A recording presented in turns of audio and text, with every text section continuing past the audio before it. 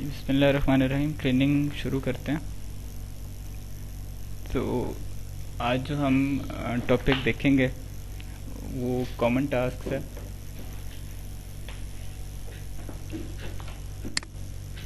इसमें जो एजेंडा हमने आज के लिए रखा है उसमें ये सारी चीज़ें तो कवर नहीं होंगी। बेसिकली जो कॉमन टास्क का 2 दिन का सेशन है उस सारे का एजेंडा ओवरऑल ये लिखा हुआ है। तो सबसे पहले हम स्मार्ट प्लान 3D का इंट्रोडक्शन देखेंगे, उसके बाद टेम्पलेट सेशन फाइल्स, उसके बाद फ़िल्टर्स, व्यूज़ और कॉमन टास्क। इसके बाद के जितने टॉपिक्स हैं वो फिर हम नेक्स्ट डे कल उनको कवर करेंगे, कोशिश करेंगे। ये सारे टॉपिक्स जो बाद में आ रहे हैं ये कल हम इन्हें कवर करने की कोशिश करेंगे। तो स्मार्ट प्लान 3D के इंट्रोडक्शन में ये है कि आप सारे लोग जो हैं 3D का बैकग्राउंड है सबको आइडिया है कि हम लोग PDS यूज़ कर रहे हैं इस वक्त। तो स्मार्ट प्लान 3D जो है ये इंटरग्राफ का आप कह लें कि PDS से नेक्स्ट लेवल पे एक सॉफ्टवेयर उन्होंने बनाया, जिसमें जो एडवांसमेंट्स हैं उस डिफरेंट लेवल्स पे हम उसे देख सकते हैं। बीइंग अ डिज़ाइन कंपनी हमारे लिए उसमें क्या एडवांसमेंट्स है कि जो ऑपरेटर्स हैं उनके लिए मॉडलिंग बहुत आसान है कंपेयर टू PDS से काफ़ी पुराना सॉफ्टवेयर है, विंडोज़ के आने से भी पहले का सॉफ्टवेयर यूज़ हो रहा है। तो उसमें डेफिनेटली लिमिटेशंस हैं, उसका यूज़र इंटरफेस इतना अच्छा नहीं है। तो इसका यूज़र इंटरफेस बेहतर है हमारे लिए, मॉडलिंग इसमें थोड़ी सिंपल है। जो ओनर ऑपरेटर है जिसके पास फाइनल प्रोडक्ट जाना है उसके लिए इसमें क्या एडवांसमेंट है कि स्मार्ट प्लान 3D जो है वो इंटीग्रेटेड एनवायरनमेंट में काम करता है। जैसे कि आप लोगों को शायद आइडिया होगा कि दूसरे जो डिपार्टमेंट्स हैं जैसे प्रोसेस है, इंस्ट्रूमेंटेशन है, तो उनमें भी इंटरग्राफ के कुछ सॉफ्टवेयर हैं जो यूज़ हो रहे हैं।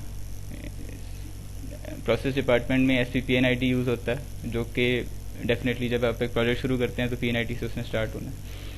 तो जो SPPNID है वो एक सिंपली 2D ड्राफ्टिंग टूल नहीं है जिसके अंदर PNID बन जाएगी सिर्फ उसकी ग्राफिक्स। वो इंटेलिजेंट सॉफ्टवेयर है, उसमें जो भी चीज़ें लगती हैं तो बैकएंड पे सॉफ्टवेयर को पता होता है कि ये इसका क्या मतलब है। तो स्टार्टिंग फ्रॉम SPPNID और फर्दर फिर अगर हम इंस्ट्रूमेंटेशन डिपार्टमेंट की तरफ जाएं तो स्मार्ट प्लान इंस्ट्रूमेंटेशन वो लोग यूज़ करते हैं, जिसमें इंस्ट्रूमेंट्स की डाटा शीट्स और कैलकुलेशन वो सारा कुछ उसमें कवर हो रहा होता है। इसी तरह इलेक्ट्रिकल में चले जाएं तो स्मार्ट प्लांट इलेक्ट्रिकल वो लोग यूज़ कर रहे हैं। तो ओनर ऑपरेटर के लिए इसमें क्या फ़ायदा है कि जब स्मार्ट प्लांट 3D यूज़ होगा उन सारे सॉफ्टवेयर के साथ, तो इन सारों का डाटा कंबाइन होके उसके पास ओनर ऑपरेटर के पास जाएगा। एक ही जगह पे एक ही डाटाबेस में सारा डाटा स्टोर होगा। तो कल को उसने अपने प्लांट का कुछ भी डाटा रेफ़र करना है तो वो एक ही जगह से उसे डाटा मिल जाएगा एक ही पैटर्न पे। SPR में लिमिटेड डाटा होगा। SPR में हम सिर्फ उसका रिव्यू डाटा देखेंगे, जो जैसे PDS में होता था वैसे ही इसमें भी आएगा। लेकिन जब हम स्मार्ट प्लांट फाउंडेशन या स्मार्ट प्लांट 3D से रिलेटेड इंटीग्रेटेड एनवायरनमेंट की बात करते हैं तो उसके अंदर जो ओनर ऑपरेटर है उसको PNID भी साथ साथ मिल रही होगी, यानी किसी आप जगह पे जाते हैं तो उसकी PNID भी वो साथ लेके जा सकता है। इसकी एग्जांपल ये होगी कि एक दफ़ा आपने ये प्लांट हैंड ओवर कर दिया जो भी इसका ओनर है उसको, और उसने किसी एक एरिया में जाना है मेंटेनेंस के लिए। तो बजाय इसके कि वो पहले वहाँ जाए, वहाँ पे देखे मुझे कौन कौन सा डॉक्यूमेंट चाहिए होगा, फिर वापस आके डॉक्यूमेंट जमा करे, उसके बाद सारे का सारा डाटा एक ही जगह पे पड़ा हुआ। तो वहाँ से रेलेवेंट अपनी जो PNIDs हैं, कोई इंस्ट्रूमेंट की शीट्स वगैरह कुछ जो लेके जाना चाहता है वो सारी चीज़ें अपनी जमा करेगा और पहले ही वो वहाँ पे प्रिपेयर्ड पहुँचेगा जो भी उसने काम करना। तो पहले हम लोग सुन रहे थे कि PDS की सपोर्ट इंटरग्राफ ख़त्म कर देगा 2012 में, इस तरह की बातें सुनी थी। लेकिन डेफिनेटली जब तक क्लाइंट मूव नहीं करेंगे आगे तो वो भी डेफिनेटली उसे सपोर्ट करेंगे। तो अभी भी नया वर्जन PDS का लॉन्च हो चुका है, तो इंटरग्राफ की तरफ से उसकी सपोर्ट तो चल रही है, लेकिन उनका जो अपना एक माइंडसेट है, जो उनके अपने टारगेट्स हैं वो यही हैं कि वो देख रहे हैं कि कुछ सालों में PDS को कम से कम किया जाए और SPCD को ज़्यादा से ज़्यादा मार्केट किया जाए। तो उस रेफरेंस से भी हमें इसकी इम्पोर्टेंस का पता चलता है कि हम लोगों ने फाइनली इसकी तरफ जाना है PDS से। फिर इसी तरह से PDMS का भी आप लोगों को आइडिया होगा, उसमें जैसे कमांड्स जो हैं वो काफ़ी इजी हैं, यूज़र फ्रेंडली हैं। तो ये भी SP3D जो है ये उससे मिलता जुलता आप कह लें इसका यूज़र इंटरफेस है। अच्छा, इसको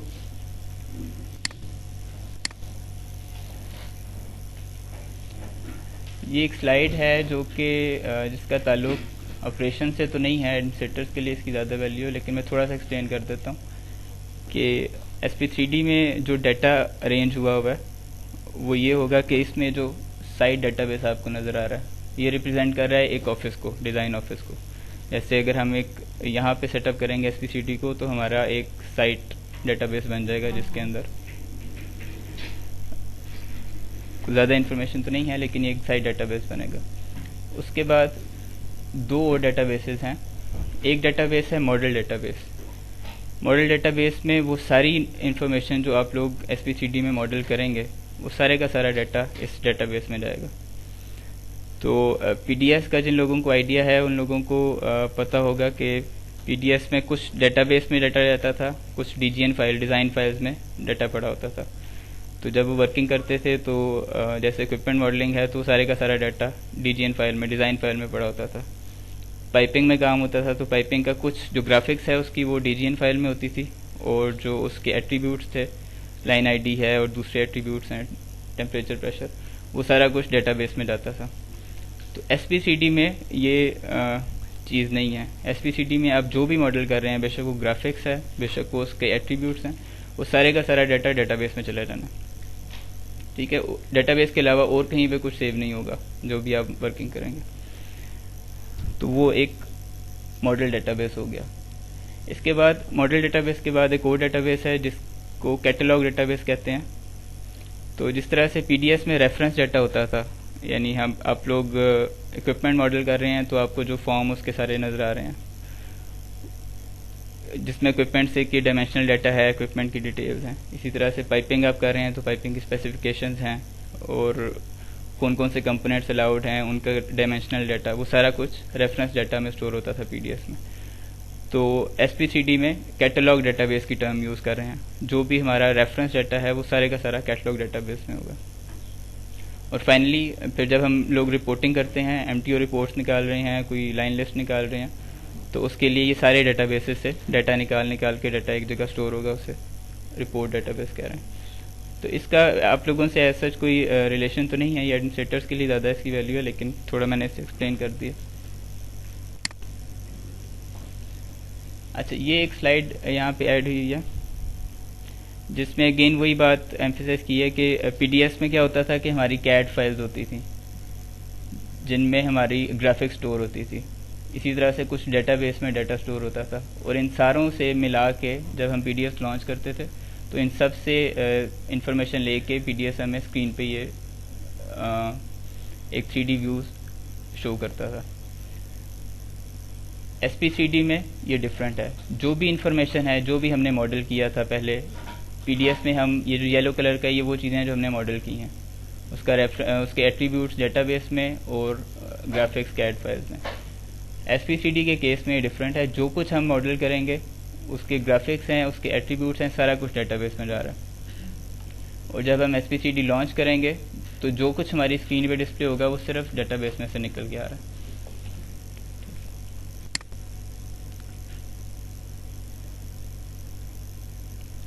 अच्छा, इसके बाद ये अटेंडेंस शीट है, इसको आप साइन करते रहें।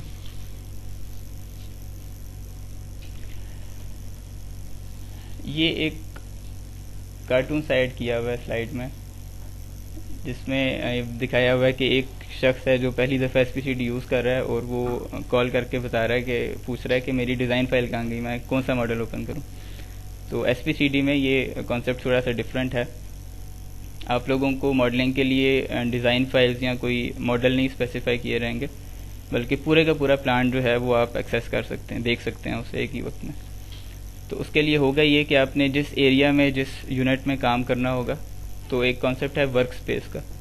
आप लोग वर्क स्पेस डिफ़ाइन करेंगे। आप उस SP3D को बताएंगे कि मैंने जो काम करना है वो इस एरिया में काम करना है, मुझे सिर्फ ये चीज़ें दिखा दो। तो SP3D आपको पूरे प्लांट में से सिर्फ वही चीज़ें ला के आपकी स्क्रीन पे दिखा देगा।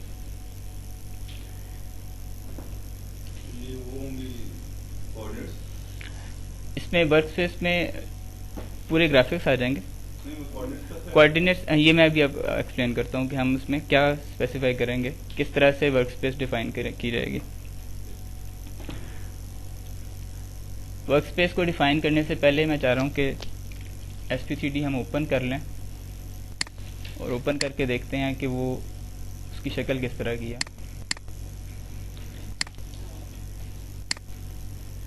तो एसपीसीडी की इंस्टॉलेशन की हमने रिक्वेस्ट कर दी थी और कुछ लोगों के पास इंस्टॉलेशन हो गई होगी और जिनके पास नहीं हुई है तो होपफुली आज वो आईटी से मैं कोऑर्डिनेट कर लेता हूँ, वो आप लोगों के सिस्टम पे इंस्टॉलेशन हो जाएगी उसकी। तो एसपीसीडी की इंस्टॉलेशन के साथ फिर वो कॉन्फ़िगरेशन भी कर देंगे सेटअप प्लांट की। तो जब आप उसे रन करेंगे, रन करने के लिए स्टार्ट में जाएंगे, प्रोग्राम्स, इंटरग्राफ स्मार्ट प्लांट 3D और स्मार्ट प्लांट 3D, यहाँ से आप इसको रन करेंगे। यहाँ अगर डेस्कटॉप पे आपके कोई शॉर्टकट बना होगा तो आप वहाँ से भी उसे लॉन्च कर सकते हैं। मैंने डिलीट कर दिया इसलिए मेरे डेस्कटॉप पे नहीं है। स्मार्ट प्लांट 3D यहाँ से इसे लॉन्च करते हैं। अच्छा, जब तक बात की गई वो उसमें क्वेश्चन है कि डेटाबेस की बात की, डिजाइन फाइल की बात की,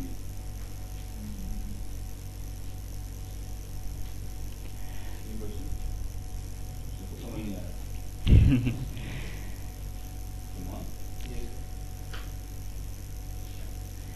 एनी क्वेश्चंस? नहीं, ऐसे तो सर अभी पहले 10 मिनट गुजरे हैं, अभी टाइम लगेगा क्वेश्चन जनरेट होने में। अच्छा, कुछ ऐसा एक बात है, अब जो टूल आ रहे हैं ना आपके सॉफ्टवेयर के, इंटरग्राफ सीरीज कर लें, इसके अलावा भी सीरीज कर लें, वो डाटा सेंट्रिक अप्रोच चलेगी। पहले डाटा सेंट्रिक अप्रोच पार्शली थी, फुली नहीं थी, ठीक है। अब एक और चीज़ बार बार बात हो रही है कि हम जब फाइल क्वेरी करेंगे, वर्क स्पेस जनरेट करेंगे तो डाटा बेस सीधे निकल डाटा आएगा और एक आपको डिजाइन फाइल फॉर्म मॉडल नजर आ जाएगा, ठीक है। इसका मतलब मैं चेंज करूँगा, डाटा बेस अपडेट हो जाएगी, तो एक भी ट्रैफिक स्टार्ट हो जाएगी। तो मैं डाटा बेस जहाँ ले जाऊँगा मेरा पूरा मॉडल से जाएगा, पूरा डाटा से जाएगा, वहाँ जाके खोलूँगा तो डाटा चीज़ें आना शुरू होंगी। पहले का हम डाटा बैकअप करते थे, डिज़ाइन फाइल भी रहते थे, कई बार डिज़ाइन फाइल में मैक्सिमम चेंज कर दी, वो नेक्स्ट वील में नहीं आया करती वगैरह वगैरह। तो जितने आप सॉफ्टवेयर टूल आ रहे हैं वो डाटा सेंट्रिक अप्रोच चलेगी। अच्छा, उसमें आपने ऑटोकैड अगर आप लोगों ने काफ़ी यूज़ की होगी, जो ऑटोकैड 2010 है एंड ऑनवर्ड्स, तो आपने देखा होगा उसमें पैरामेट्रिक मॉडलिंग आ गई है। पहले भी थी, लेकिन अब ये है कि आप एक्स वाई कोऑर्डिनेट देते हैं किसी रेक्टेंगल को, तो एक्स वाई चेंज करता हूँ तो रेक्टेंगल चेंज हो जाता है। पीडीएफ में था, मैं एक फुटप्रिंट लाता हूँ, उसके डायमेंशन चेंज करता हूँ, छोटा बड़ा हो जाता है। ये पैरामेट्रिक मॉडलिंग है। तो ये सारा एसपीसीडी पैरामेट्रिक मॉडलिंग कर रही है। उसके बाद पैरामेट्रिक्स बने हुए हैं, आपसे साइज देते हैं। आप जितने मर्जी पैरामेट्रिक्स फाइंड कर लें, वो आ जाएंगे उसके अंदर, उनको यूज करने पड़ेगा। ये नया कॉन्सेप्ट है जो कि आप जितने आगे टूल्स आ रहे हैं आजकल, ये आप फ्यूचर में आएंगे उस पर लेके जा रहे हैं। डाटा सेंट्रिक अप्रोच होती है, डेटाबेस सेंट्रिक आ रही है, डाटा के साथ घूम रहे हैं सारे इसके एट्रीब्यूट्स हैं, फीचर्स हैं डाटा। धन्यवाद। अच्छा, जब आप एसपीसीडी को लॉन्च करेंगे तो इस तरह की विंडो एक ओपन होगी आपके पास। अगर तो ये विंडो ओपन नहीं होती, कोई दूसरी तरह की विंडो ओपन होती है, तो उसका मतलब है कि प्लांट अभी कॉन्फ़िगर नहीं हुआ हुआ आपके सिस्टम पे। तो उसके केस में आप अपने जो एडमिनिस्ट्रेटर है या जो आईटी का स्टाफ है, आप उसको कांटेक्ट करेंगे तो वो कॉन्फ़िगरेशन आपके सिस्टम पे कर देंगे। अभी सिस्टम पे कॉन्फ़िगरेशन हुई थी तो ये विंडो ओपन हो गई है। अब इस विंडो में मुझे ये 3 किस्म की फाइलें शो कर रहा है, जो जिनमें से मैंने कुछ चूज़ करना है। ये उसी तरह से है जैसे आप ऑटोकैड ओपन करें और न्यू ड्राइंग ओपन करें तो टेम्पलेट फाइल आपसे पूछ रहा होता है। तो एसपीसीडी भी आपसे एक टेम्पलेट फाइल पूछ रहा है कि आप जो वर्किंग करेंगे, आपका जो सेशन है उसमें किस तरह के यूनिट्स आप यूज़ करना चाह रहे हैं। अब मेरे पास ऑप्शन है कि मैं इंग्लिश यूनिट यूज़ कर लूँ, मेट्रिक यूनिट यूज़ कर लूँ, और इसके अलावा एडमिनिस्ट्रेटर एक नया सिस्टम भी है, यहाँ पे टेम्पलेट ऐड कर सकता है। हो सकता है प्रोजेक्ट स्पेसिफिक आपके कोई यूनिट सेट हुए हों तो वो यहाँ पे ऐड कर दिया जाए। अच्छा, इसमें से कोई फ़र्क नहीं पड़ता कि आप कौन सा यूनिट यूज़ करते हैं। यानी आप अगर कोई ऐसी आपके पास फॉर एग्जांपल वेंडर ड्राइंग आ गई है जिसमें इंचेस में डाटा दिया हुआ, आप चाह रहे हैं कि मैं सारे इनपुट्स अपने इंचेस में करूँ, तो आप यहाँ से इंग्लिश यूनिट को भी चूज़ कर सकते हैं। होगा ये कि आप जो भी मॉडल करेंगे, जब डेटाबेस में डाटा स्टोर होगा तो वो उसे ऐसा यूनिट में स्टोर करेगा। आपने जो भी यूनिट यूज़ किया आपको शो वही होगा, आपसे इनपुट वही मांगेगा, लेकिन जब वो डेटाबेस में स्टोर करने लगेगा तो उसे ऑटोमेटिकली कन्वर्ट कर लेगा ऐसे ही सिस्टम में। ठीक है, तो यहाँ से मैं फॉर एग्जांपल अभी मेट्रिक यूज़ कर लेता हूँ, ओके पे क्लिक करता हूँ तो ब्लू कलर की एक स्क्रीन मेरे सामने आ जाएगी। ये थोड़ी सी स्लो भी हो जाता है सिस्टम बाज़ दफ़ा, तो ये वेट करना है आपने जब तक ये स्क्रीन नहीं आती, इसको छेड़ना नहीं है। अच्छा, अब ये तो इसका एक इंटरफेस है जो ओपन हो गया। और पीडीएफ में क्या होता था कि हम एक वक्त में किसी एक स्क्रीन पे काम नहीं करते थे, यानी हम एक से ज़्यादा व्यूज़ उसमें यूज़ करते थे। तो वो एसपीसीडी में भी पॉसिबल है। आप विंडो का एक जो मेन्यू है इसमें जाएं और न्यू विंडो ऐड करें, तो जितनी आप चाहेंगे उतनी विंडोज़ यहाँ पे आप ऐड कर सकते हैं। तो इसमें वो 8 विंडोज़ वाली लिमिट भी नहीं है। और इसको अगर आप चाह रहे हैं कि इन्हें टाइल कर लें तो टाइल भी कर सकते हैं, इसको छोटा बड़ा कर सकते हैं, जैसे चाहें आप इसे अरेंज भी कर सकते हैं।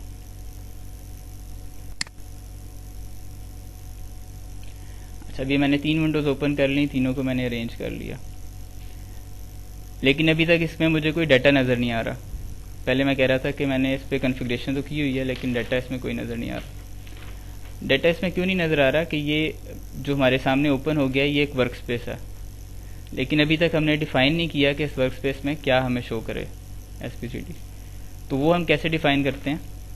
आप फाइल मेन्यू में जाएंगे और डिफ़ाइन वर्क स्पेस की कमांड इस पर क्लिक करेंगे। डिफाइन वर्कस्पेस की कमांड पे जब हम क्लिक करते हैं तो इसमें हमसे 2 इनपुट्स मांगता है। पहला इनपुट तो है कि आपने प्लांट चूज करना है कि कौन से प्लांट पे आप काम करना चाह रहे हैं। तो एक, जैसे मैंने पहले बात की थी कि एक साइट डेटाबेस होता है एसपीसीडी में, जिसमें एक पूरे ऑफिस के सारे प्लांट्स का इंफॉर्मेशन वहाँ पे स्टोर होती है, एक ही सर्वर पे जितने प्लांट्स हैं। तो यहाँ से सबसे पहले तो हम वो प्लांट चूज करेंगे जिसमें हम काम करना चाह रहे हैं। तो इस ट्रेनिंग के लिए हमने एक प्लांट बनाया है एसपी3डी ट्रेन, ये आप नोट कर लें।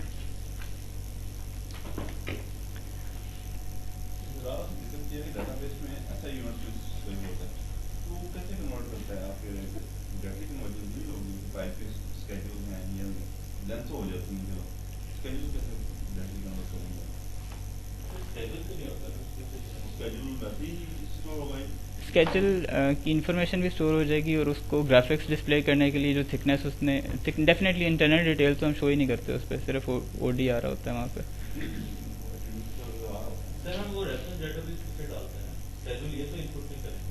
स्केड्यूल तो यूजर ने सिलेक्ट करना है ना, डाल दिया, लेकिन अगर आपने इसमें डाल दिया है उसको लिमिट में सेव करेगा। जो इन्फॉर्मेशन यहाँ पे यूजर इनपुट करेगा उससे रिलेटेड उसने ओडी एक जनरेट करना होगा ना, तो ओडी वो जनरेट करके उसकी इन्फॉर्मेशन डेटाबेस में स्टोर कर लेगा।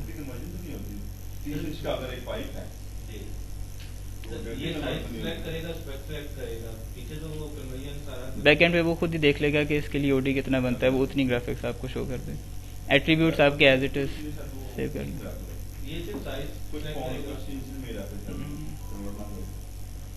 उसका अपना पीछे चल रहा है, हम जो मर्जी इनपुट कर रहे हैं, रिपोर्ट भी हम अपनी मर्जी से जनरेट करवा रहे हैं।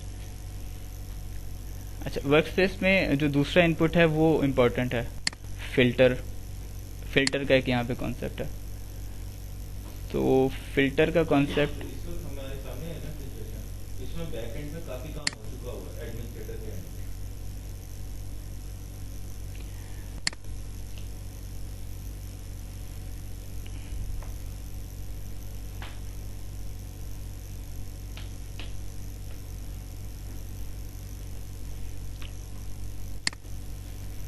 ठीक है।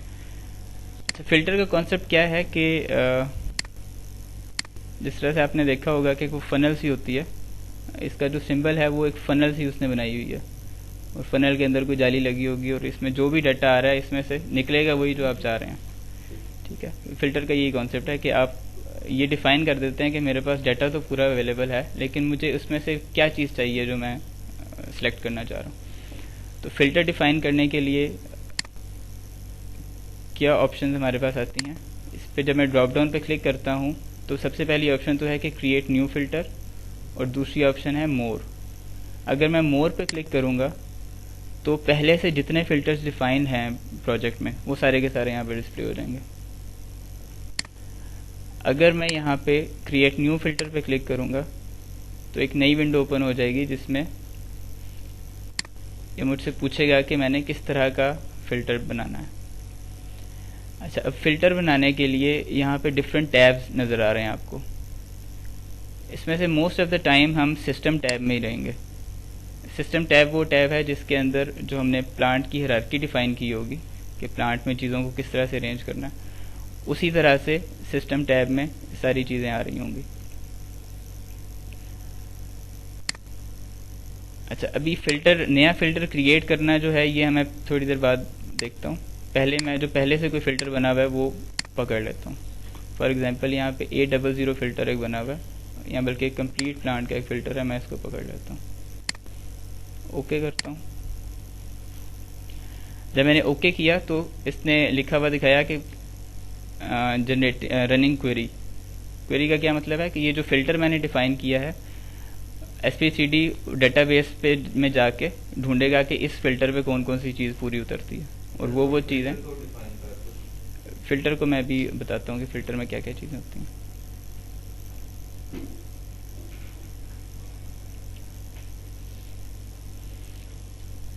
तो जो मैंने फ़िल्टर अभी बताया था कंप्लीट प्लांट का, उसके अंदर मैंने सारी चीज़ें मैंने उसे कहा था कि मुझे शो कर दो जो कुछ प्लांट में है। तो उसे 6370 ऑब्जेक्ट मिले हैं जो कि प्लांट में मॉडल हुए हुए थे। ऑब्जेक्ट क्या होते हैं उसको भी हम देखते हैं डिटेल में। तो वो सारी की सारी चीज़ें एक एक करके फैच कर रहा है।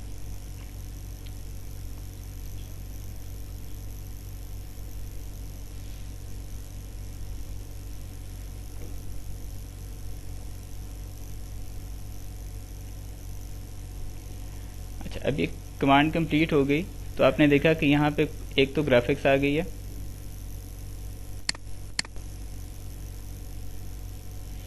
और दूसरा साइड पे एक हायरार्की बन गई है, एक ट्री एक्सप्लोरर बन गया, जिस तरह से हम विंडोज़ का एक एक्सप्लोरर देखते हैं। अभी नए वर्जन में तो इसकी शक्ल थोड़ी सी बदल दी है, प्लस की जगह ये इस तरह की ट्रायंगल सी बन गई है, लेकिन कॉन्सेप्ट वही है कि एक आपकी जैसे हार्ड डिस्क होती है उसके अंदर एक फ़ोल्डर होता है, उसके अंदर सब फोल्डर होता है, तो एक ये ट्री व्यू इसको कहते हैं, इस अरेंजमेंट को। तो इसी तरह से SPCD में भी जो डाटा अरेंज किया जाता है वो हम एक ट्री व्यू में अरेंज करते हैं। अब इस ट्री व्यू में अगर आप देखें तो SPCD ट्रेन तो हमारे प्लांट का नाम है जिसके अंदर हमने वर्किंग करनी है। इसके अंदर फर्दर फिर अगर हम इसको एक्सपैंड करें तो A00 जो नज़र आ रहा है इसका एक सिंबल भी है। अब यहाँ पे मैं जूम नहीं कर सकता, इसको आप अपने सिस्टम्स पे देख लेंगे। इसकी जो शक्ल बनी हुई है ये एरिया का एक ऑब्जेक्ट है, एक एरिया इसके अंदर डिफाइन हुआ हुआ है। फिर इस एरिया के अंदर 1020 एक यूनिट डिफाइन हुआ हुआ है, और उस यूनिट के अंदर फिर फर्दर डिसिप्लिन वाइज और जो हमने हमारे मॉड्यूल वाइज डाटा को हमने अरेंज किया हुआ है। अच्छा, PDS में हम मॉड्यूल का लफ्ज़ यूज़ करते थे, पाइपिंग मॉड्यूल है, इक्विपमेंट मॉड्यूल है। तो SPCD में टास्क का लफ्ज़ यूज़ होता है कि पाइपिंग टास्क है, इक्विपमेंट टास्क है। तो डिफरेंट टास्क के साथ मैंने इसको डाटा अरेंज किया हुआ है। अब ये अरेंजमेंट कोई डिफ़ॉल्ट नहीं है, ज़रूरी नहीं है कि हर प्लांट पे इसी तरह से डाटा अरेंज हुआ हो। हर प्लांट में अरेंजमेंट डिफरेंट हो सकती है, लेकिन जनरली चीज़ें इसी तरह से होंगी। अब अभी डिफरेंट इसके अंदर सिस्टम बने हुए हैं। सिविल का एक अलहदा से ऑब्जेक्ट बना हुआ है जिसके अंदर फर्दर उसकी सिविल में जो चीज़ें होंगी वो मैंने अरेंज की हुई हैं। इसी तरह से इक्विपमेंट का एक अलहदा से ऑब्जेक्ट बना हुआ है, उसके अंदर इक्विपमेंट से रिलेटेड जितने भी इक्विपमेंट्स हैं वो सारे पड़े हुए हैं। अच्छा, जब हम फ़िल्टर नया क्रिएट करते हैं, अब मैंने ये पहले एक्सप्लेन करना चाह रहा था कि डाटा अरेंज किस तरह से होता है SPCD में।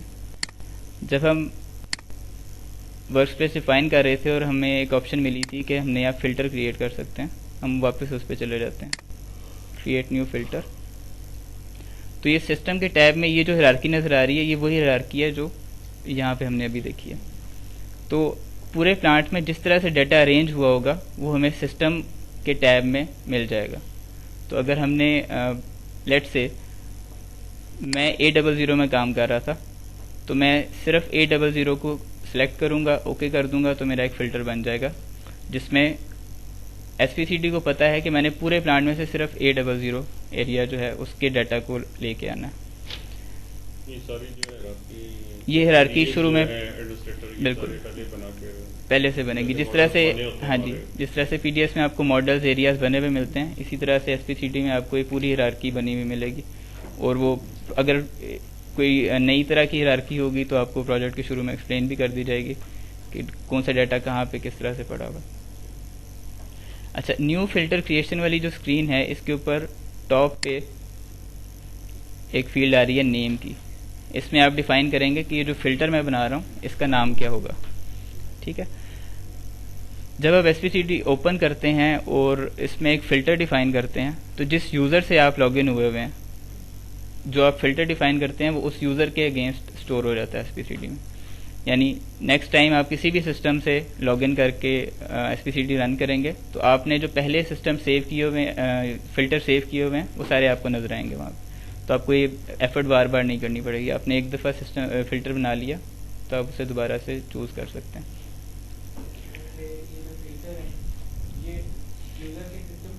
नहीं, फिल्टर की जो डेफिनेशन है, यानी फिल्टर में अगर फॉर एग्जांपल मैं यहाँ फिल्टर बना रहा हूँ A01 एरिया और यहाँ से मैं A01 चूज कर लेता हूँ, इसको मैं ओके करता हूँ, दोबारा मोर पे आता हूँ तो माई फिल्टर्स में उसने A01 के नाम से एक फ़िल्टर सेव कर लिया। और फिल्टर सिंपली क्या है, एक डेफिनेशन है। हम उसे बता रहे हैं सिस्टम को कि पूरे प्लांट में से तुम सिर्फ A01 एरिया को पकड़ोगे। बस ये इतनी सी इन्फॉर्मेशन है, ये डाटाबेस में स्टोर हो जाती है मेरे नाम के अगेंस्ट कि ये मैंने एक फ़िल्टर बनाया होगा। अच्छा, इसको मैं यहाँ से ओके कर देता हूँ और दोबारा ओके करता हूँ। तो अब SPCD क्या कर रहा है कि इसने दोबारा से जो मैंने नया सेलेक्ट किया था फ़िल्टर वो चूज़ किया और डेटाबेस में से सिर्फ उसी फ़िल्टर को पे पूरा उतरने वाली चीज़ें निकाल के ले आया। नज़र कुछ नहीं आ रहा हमें, तो फिट व्यू की कमांड है, सारे लोग इससे फेमिलियर हैं।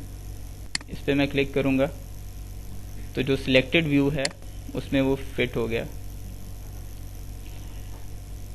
ठीक है, इसी तरह से मैं दूसरी विंडो को सिलेक्ट करके फिट व्यू करता हूँ तो उसमें भी वो सारा डाटा फिट हो गया। सही है, तो पूरे प्लांट में से A01 एरिया में जो कुछ मॉडल हुआ था वो उसने सामने मुझे शो कर दिया। और हायरार्की में भी आप देखेंगे कि इसने लिमिट कर दी है, मुझे पूरे प्लांट की हायरार्की अब नहीं दिखा रहा। जो मेरे फिल्टर में चीज़ें थी सिर्फ ये मुझे वो चीज़ें दिखा रहा। अच्छा, अगर हम ये चाहते हैं कि जस्ट में पाइपिंग के लिए हम पाइपिंग पे व्यू करना चाहते हैं। हाँ जी, उसको देख लेते हैं। वापस मैं डिफाइन वर्कस्पेस में जाता हूँ और अभी तक हमने दो चीज़ें देखी हैं। एक ये कि हम एक नया फ़िल्टर क्रिएट करना देखा हमने, और दूसरा पहले से डिफाइंड फ़िल्टर को सिलेक्ट करना देखा। अच्छा, तीसरी ऑप्शन क्या है कि एक फ़िल्टर है जो पहले से डिफाइंड है लेकिन मैं चाह रहा हूँ कि अब उसे मैं चेंज कर दूँ। तो फ़िल्टर मैं यहाँ से सिलेक्ट करूँगा और प्रॉपर्टीज़ में चला जाऊँगा तो ये मुझे दोबारा से वही विंडो खोल देगा जो पहले इसने दिखाई थी और उसमें से A01 सिलेक्टेड नज़र आ रहा है मुझे अभी। मैं इसको एक्सपेंड करता हूँ तो देखूंगा कि मैंने A01 को सिलेक्ट किया था तो इसने इसके जो जितने भी चाइल्ड ऑब्जेक्ट थे, इसके अंदर जो जो चीज़ें थी वो सारी इसने सिलेक्ट कर ली हैं ऑटोमेटिकली। अब मैं चाह रहा हूँ कि मुझे सिर्फ पाइपिंग की चीज़ें नज़र आएँ तो मैं सिर्फ यहाँ पे क्लिक कर दूंगा तो पाइपिंग से रिलेटेड जितने ऑब्जेक्ट्स हैं वो सिलेक्ट हो जाएंगे। ओके करूँगा तो मुझे सिर्फ पाइपिंग A01 एरिया की नज़र आएगी। अच्छा, ऊपर आपने नोटिस किया होगा यहाँ पे इंक्लूड नेस्टेड ऑब्जेक्ट ये चेक हुआ होगा। इसका मतलब क्या है कि अगर मैंने पाइपिंग पर क्लिक किया तो इसके जितने चाइल्ड ऑब्जेक्ट थे वो सारे ऑटोमेटिकली सिलेक्ट हो रहे हैं। इसको मैं अनचेक करूँगा, नए वर्जन में ये जो चेक बॉक्स है ये नीचे करके है यहाँ पर, तो इसको मैं अनचेक कर देता हूँ और अब मैं पाइपिंग को सिलेक्ट करता हूँ तो सिर्फ ये ऑब्जेक्ट सिलेक्ट हो गया। ये लाइन पकड़ी तो सिर्फ ये लाइन सेलेक्ट हो गई। तो इसको हम नॉर्मली चेक ही रखेंगे और मैं सिर्फ पाइपिंग करके ओके करूँगा तो इस फिल्टर की प्रॉपर्टीज़ चेंज हो जाएंगी, यानी जो डेटाबेस में उसने फ़िल्टर स्टोर किया है, फ़िल्टर की डेफिनेशन स्टोर किया है वो भी चेंज हो जाएगी। और जब यहाँ ओके करूँगा तो मेरी वर्क स्पेस भी अपडेट हो जाएगी। अब A01 में पाइपिंग कुछ भी नहीं थी तो सारा कुछ गायब हो गया। ठीक है, माय फिल्टर्स हैं उनमें कोई यूजर स्पेसिफिक है, यानी कोई और यूजर है वो हाँ जी उनको नहीं देख सकते। ऐसे ही है। इसको दोबारा एक दफ़ा हम विंडो में जाते हैं, फिल्टर लिस्ट में जाके मोर पे क्लिक करते हैं, तो ये हमारे पास पूरे प्लांट में जितने भी फिल्टर्स हैं सारे नज़र आ गए। अब इसमें आप देखेंगे कि 3 फोल्डर बने हुए हैं। पहला फोल्डर है कैटलॉग फिल्टर, दूसरा फोल्डर है प्लांट फिल्टर और तीसरा फोल्डर है माई फिल्टर्स। माई फिल्टर्स में सिर्फ वो फिल्टर्स हैं जो आप डिफ़ाइन करेंगे। आपके यूज़र लॉगिन के अगेंस्ट जितने फ़िल्टर डिफ़ाइन होंगे वो यहाँ इस लिस्ट में आपको मिलेंगे। कैटलॉग फ़िल्टर ये वो फ़िल्टर्स हैं जो SP3D सॉफ्टवेयर के साथ डिलीवर हुए हैं, यानी ये किसी ने बनाए नहीं है। ये ऐसे फ़िल्टर हैं जिनका SP3D को पता है कि इनका क्या मतलब है, ठीक है। इनके स्पेसिफिक यूज़ होगा, ये हम फर्दर जब ट्रेनिंग करेंगे तो उसमें देखेंगे कि कैटलॉग फ़िल्टर स्पेसिफिकली हमें कहाँ पे चाहिए होते हैं। अच्छा, उसके अलावा कुछ फ़िल्टर्स हैं प्लांट फ़िल्टर्स। ये फ़िल्टर्स एडमिनिस्ट्रेटर बनाएगा, क्योंकि इस पे सबको राइट्स नहीं होंगे, ये एडमिनिस्ट्रेटर बनाएगा। और ये ऐसे फ़िल्टर्स हैं जिनका मल्टीपल यूज़र्स ने इनको यूज़ करना होता है। अभी यानी बिल्कुल सिंपल सी एग्जांपल है कि हमने आइसोमेट्रिक ड्राइंग अगर जनरेट करनी होगी तो उसके लिए हम बाद में देखेंगे कि हमने ये फ़िल्टर चूज़ करना है कि मैंने कौन कौन सी लाइंस का आइसोमेट्रिक बनाना है। अब वो फ़िल्टर अगर एक यूज़र का फ़िल्टर होगा तो उसके फ़िल्टर को कोई दूसरा तो यूज़ नहीं कर सकता, लेकिन आइसोमेट्रिक्स तो हर बंदे ने जनरेट करने हैं। तो आइसो जनरेट करने के लिए जो फ़िल्टर्स हैं वो हमें प्लांट फ़िल्टर यूज़ करना पड़ेगा। प्लांट फ़िल्टर वो फ़िल्टर्स हैं जो कि एक दफ़ा बन गए तो सारे यूज़र्स को नज़र आएंगे, ठीक है। तो इस किस्म का डिफरेंस है। अगर आप कोई समझते हैं कि कोई ऐसा फ़िल्टर है जो सब यूज़र्स को यूज़ करना चाहिए तो आप एडमिनिस्ट्रेटर को बता देंगे, वो फ़िल्टर को प्लांट फ़िल्टर में ऐड कर देंगे। लेकिन जनरली जो आप फ़िल्टर बनाएंगे वो माई फ़िल्टर में आएंगे और सिर्फ आपके लिए विजिबल होंगे। इसमें एक एरिया जो फॉर एग्जाम्पल हम एक टीम है, 2 बंदे या 4 बंदे की टीम है, जैसे PDS में एक एरिया है उसमें जितने मॉडल हम डिफरेंट बंदे जो लोग काम कर रहे हैं, तो वो तो जिसने किया है उसी का हो जाएगा ना माई फिल्टर, उसके पास आ जाएगा। अब दूसरा बंदा उसी में वो काम करना चाह रहा तो वो क्या उसका। अच्छा, SP3D में वो कॉन्सेप्ट नहीं है जैसे PDS में था कि एक डिज़ाइन फाइल मैंने ओपन कर ली तो लॉक हो गया वो एरिया और कोई काम नहीं कर सकता। इसमें हमने ये जो वर्क स्पेस डिफाइन कर रहे हैं इसका सिर्फ मकसद ये है कि आपकी स्क्रीन पे सारा कुछ नज़र ना आए, आपको सिर्फ उतना एरिया नज़र आए जिसमें आप काम करना चाह रहे हैं। यानी आपकी डेफिनेटली पूरा प्लांट मैं यहाँ पे शो कर दूंगा तो ज़्यादा रिसोर्सेज यूज़ होंगी, सिस्टम ज़रा स्लो हो जाएगा। लेकिन मैंने काम तो एक थोड़े से एरिया में करना है, तो मुझे क्या ज़रूरत है कि मैं पूरा प्लांट देखता रहूँ, तो मैं सिर्फ अपना एरिया लिमिट कर रहा हूँ। अच्छा, एरिया इसमें जो वर्क स्पेस बनती है उसमें सिर्फ आप अपना डिस्प्ले लिमिट कर रहे हैं, उसमें आप ये लिमिट नहीं कर रहे कि इस एरिया में आप कोई दूसरा बंदा काम नहीं कर सकता। उस एरिया में जो बंदा भी काम करेगा वो पैरेलल चलता रहेगा, वो इसमें ऐसी कोई नहीं है लिमिटेशन। तो जिस तरह से PDS में थी उस तरह की लिमिटेशन इसमें नहीं है। एक ही जगह पे दूसरा बंदा भी काम कर रहा होगा तो वो भी साथ साथ डाटा अपडेट होता रहेगा। लेकिन जो जैसे ये है कि आपने एक पाइपलाइन है, ये हुआ कि प्रीवियस एक ही मॉडल में 2 बंदे काम कर सकते हैं। जी बिल्कुल, जैसे पहले एक मॉडल में एक बंदा काम कर सकता था, अब एक मॉडल के एरिया में जितने मर्जी बंदे काम करना चाहें वो कर सकते हैं, कोई लिमिट नहीं है उसमें। एक ही लाइन को एक बंदा काम कर, 2-3 बंदे काम कर एक ही लाइन पे। उसमें ये होगा ना, जब आप एक लाइन को आप मॉडल कर रहे हैं ना, तो उसमें फॉर एग्जांपल आपने एक लाइन का ओपन एंड था, वहाँ से आपने कनेक्ट करके और राउटिंग शुरू कर दी है। दूसरा बंदा भी वहाँ पे कनेक्ट करना चाहेगा तो नहीं होगा, क्योंकि पहले ही आप कनेक्ट कर चुके हैं। तो ये तो नहीं होगा कि एक ही जगह पे ओवरराइट तो नहीं होगा डाटा, वो डिलीट करके दोबारा कर सकते हैं। हाँ डिलीट कर सकता है। तो वो इसमें थोड़ा सा इसमें कंट्रोल करना पड़ेगा, यानी ये इसका कंट्रोल डिफरेंट है। ये देखना, एक लाइन मेन हेडर चल रहा है तो कई लोगों को नहीं पता होता कि उसकी ब्रांच के साथ कौन काम कर रहा है, ठीक है। एक बंदा उसकी ब्रांच के साथ लगा और दूसरा उसके हेडर के साथ लगा होगा। ये इसमें कोऑर्डिनेशन चाहिए होगी, इसमें कोई SP3D की तरफ से लिमिट नहीं है, लिमिट करने की ऑप्शन नहीं है। आप कह रहे हैं ना कोऑर्डिनेशन होनी चाहिए, वो होते हैं ना वो करवाने वाले, वो एक मॉडल में 3-4 बंदों को देते हैं यार ये भी कर दो, ये आप इसको कर दो, आप इसको कर दो। तो SP3D में और ज़्यादा मारामारी होगी। उसको भी ज़्यादा होता है, हमारे साथ हो रहा था ऐसे ही है। हाँ जी, SPCD में और ज़्यादा मारामारी होगी। इसीलिए आप देखेंगे जो कंपनीज जिन्होंने SPCD को अब यूज़ करना शुरू कर दिया है, तो उन लोगों ने बड़े साल लगाए हैं इसमें एक अपना वर्क फ्लो बनाने के लिए, वर्किंग स्टाइल बनाने के लिए। तो वो डेफिनेटली टाइम के साथ साथ ये चीज़ें होंगी, उसमें टाइम लगेगा। पीडीएस में भी कंट्रोल था शुरू में, उसके बाद जैसे जैसे वो बंदे बदलते गए, क्योंकि जितना ज़्यादा आप कंट्रोल करते हैं उतना आपके लिए अपने लिए काम करना मुश्किल हो जाता है। ये भी चीज़ तो है ना। लेकिन उसके बाद फिर जो जब तक कंट्रोल रहता है ना वो काम सही रहता है। जब फिर वो ज़्यादा इन्वॉल्वमेंट हो जाती है, वो फिर जो है ना काम किसी को कुछ पता नहीं होता कि मैंने क्या किया था, वो क्या कर रहा है।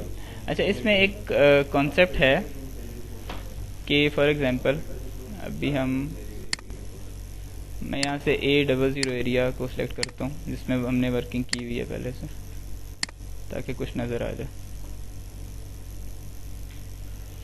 अच्छा, यहाँ पे मैं जाता हूँ हायरार्की में और ये पाइपलाइंस बनी हुई हैं इसमें। तो SPCD में हम ये तो कर सकते हैं कि हर पाइपलाइन में परमिशंस डिफाइन कर दें कि इस पाइपलाइन पे किसी दूसरे बंदे को परमिशन नहीं है, लेकिन उस तरह से कंट्रोल करना जो है ये बड़ा मुश्किल होगा। और यानी अभी तक जो हमें, जैसे इंटरग्राफ से भी हमने इस तरह के क्वेश्चन किए, तो वो यही हमें बता रहे थे कि जितने लोगों से उन लोगों का वास्ता पड़ा, उन लोगों ने ज़्यादा परमिशन ग्रुप्स को नहीं डिफ़ाइन किया। अपने उन लोगों ने सिस्टम इस तरह से डेवलप किए हैं कि ये जो कोऑर्डिनेशन के इश्यूज़ हैं वो वहाँ पे हैंडल हों। परमिशंस उन लोगों ने 1 या 2 यूज़र मैक्सिमम डिफ़ाइन किए हैं, इससे ज़्यादा परमिशन ग्रुप्स नहीं बनाए उन्होंने। अभी देखिए मेरा ख्याल शायद उसमें हुआ है ऐसा कि एक ही मॉडल पे 3 बंदे काम कर रहे हैं। यहाँ तो बड़ा कुछ बंदे को जो है ना जरूरत पड़ी है कि मैं इसका आर्काइव ले लूँ, तो पता चला जब उसने आर्काइव ले लिया तो 2 बंदों का जो दूसरों ने किया था वो भी काम गायब हो गया। तो ये चीज़ें जो हैं इसमें होंगी, बल्कि इसके आर्काइविंग से रिलेटेड थोड़ा सा और भी मसला है, वो भी आप लोगों को बता देना चाहिए। वो ये है कि इसका जो रिट्रीवल है वो एक ऑब्जेक्ट का रिट्रीवल पॉसिबल नहीं है।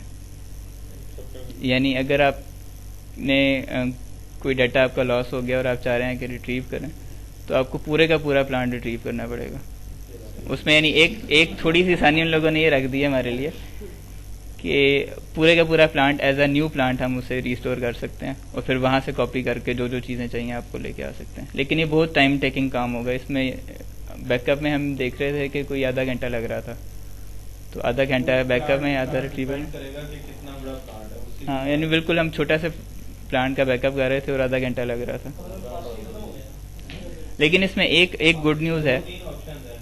गुड न्यूज़ ये है कि इसमें अंडू फीचर एक है, तो वो आपको थोड़ा हेल्प करेगा। इसमें आपको थोड़ा सा एक तो केयरफुल भी होना पड़ेगा और आप इस फीचर को यूज़ कर सकते हैं।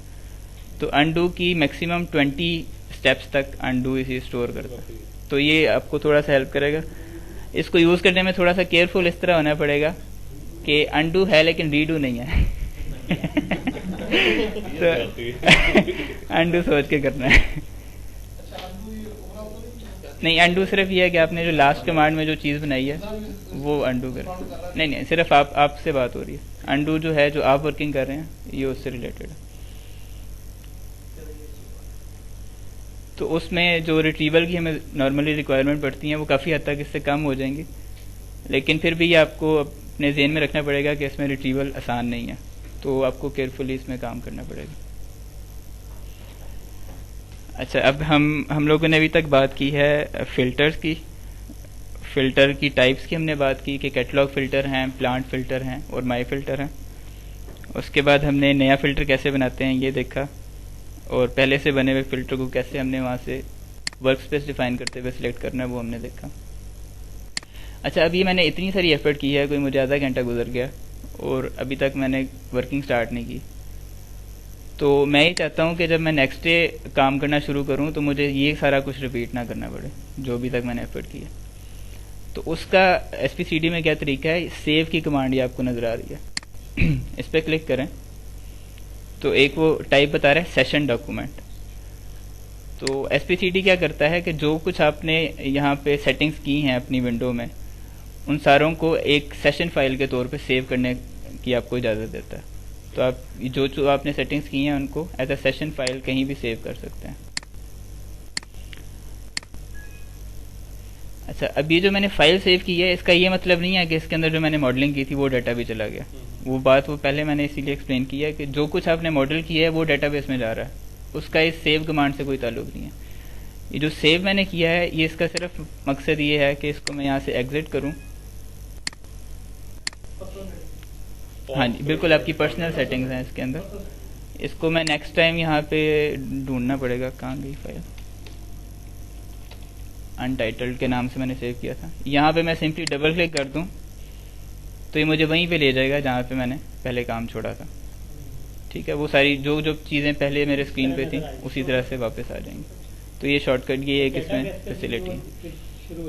अच्छा, ये एक क्वेश्चन है कि अभी मैंने इसको यहाँ पे छोड़ा था एक दिन पहले और मेरे जाने के बाद दूसरे लोग काम करते रहे हैं, तो उनकी सारी मॉडलिंग यहाँ पे होनी चाहिए लेकिन वो मुझे नज़र नहीं आएगी। तो उसके लिए मुझे रिफ्रेश कमांड करनी पड़ेगी। रिफ्रेश मैं क्लिक करूँगा तो जो मैंने क्वेरी सिलेक्ट की हुई थी, जो मैंने फ़िल्टर डिफाइन किया हुआ था, उस फिल्टर के मुताबिक वो दोबारा से जो जो नई एंट्रीज हुई हैं वो सारी मुझे शो करेगा। तो ये एक इसमें रूटीन बनानी पड़ेगी आपको कि डेली आप जब इसमें सेशन फाइल ओपन करते हैं तो इसको रिफ्रेश आपने साथ करना।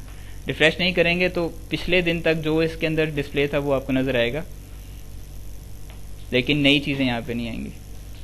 तो पीडीएफ में हाँ जी वो रेफर करते थे, इसमें रेफर करने की जरूरत नहीं है। रिफ्रेश करेंगे तो आपकी भी नई वर्किंग जो कि पिछली सेशन फाइल में सेव नहीं हुई थी, दूसरे यूजर्स की भी नई वर्किंग, सारा कुछ इसमें अपडेट हो जाएगा। जो जो कुछ डेटाबेस में इस वक्त है वो आपको नजर आने लग जाएगा। ठीक है, इसमें कोई क्वेश्चन वगैरह हैं तो बता दें वरना फिर आगे चलते हैं। अच्छा, रिफ्रेश में तो सारे मॉडल हो जाएंगे, जैसे इक्विपमेंट का है या सिविल का या इलेक्ट्रिकल का, वो सारे रिफ्रेश हो जाएंगे। अब हमें सिर्फ पाइपिंग में काम करना, फॉर एग्जाम्पल उसको ऑफ करना है जैसे मॉडल, उसके लिए हम यहाँ पे फिल्टर में जो फिल्टर हमने डिफाइन किया था वो फिल्टर चेंज कर लेंगे, एक ऑप्शन। दूसरी ऑप्शन, आप ये नहीं चाह रहे कि मैं टेम्परेरीली आप कुछ डिसेबल करना चाह रहे हैं तो अब यहाँ से हायरार्की में आए और फॉर एग्जांपल मैं पूरा सिविल स्ट्रक्चर हाइड करना चाह रहा हूँ, राइट क्लिक करें,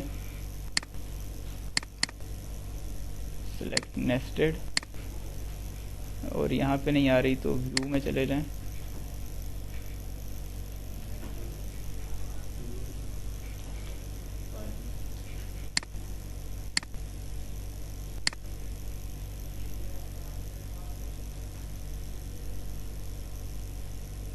टूल्स में हाइड कमांड यहाँ पे नजर आ रहा है। ठीक है, तो जो जो चीज़ आप हाइड करना चाह रहे हैं उसको सिलेक्ट करें और टूल्स में जाके उसे हाइड कर दें। अच्छा, मैंने इसको हाइड किया तो आप यहाँ देखेंगे ये टैलिक्स में चला गया, तो ये भी आपको साथ साथ यहाँ पे नजर आ रहा है। एक तो विजुअली भी यहाँ पे चीज़ें गायब हो जाएंगी और अगर आप इसके ट्री व्यू के जरिए देखना चाहें तो जो जो यहाँ चीज़ टैलिक्स में है इसका मतलब है वो हिडन है।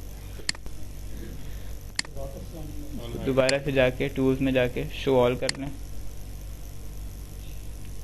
तो नए वर्जन में यहाँ पे एक आधी, जैसे इसमें देखें शो की ये कमांड भी है, तो शो की कमांड क्या करेगी, जो आपने सिलेक्ट किया हुआ है उसको शो कर देगी। शो ऑल की कमांड क्या करेगी कि जितना कुछ आपने हाइड किया था सारा कुछ शो कर देगी। ट्रेनिंग हमारी पुराने वर्जन पे हो रही है, काम हमने नए वर्जन पे करना और थोड़े अर्से बाद वो नया वर्जन भी अपडेट हो जाएगा। तो ये तो चलती रहेगी। कोई सब ऑटो सेव है, आप जो मॉडलिंग कर रहे हैं वो ऑटो सेव हो रही है।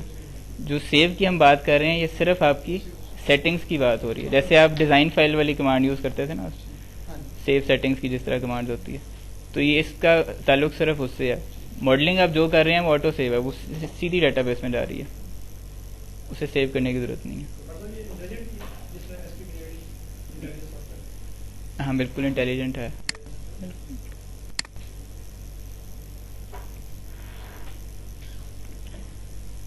अच्छा, फिल्टर से आगे चलते हैं। अब हम इसको थोड़ा सा देख लेते हैं कि जो कुछ हमें नज़र आ रहा है ये है क्या, इसमें किस चीज़ का क्या मतलब है। तो एक हमने यहाँ पे स्लाइड स्किप की थी,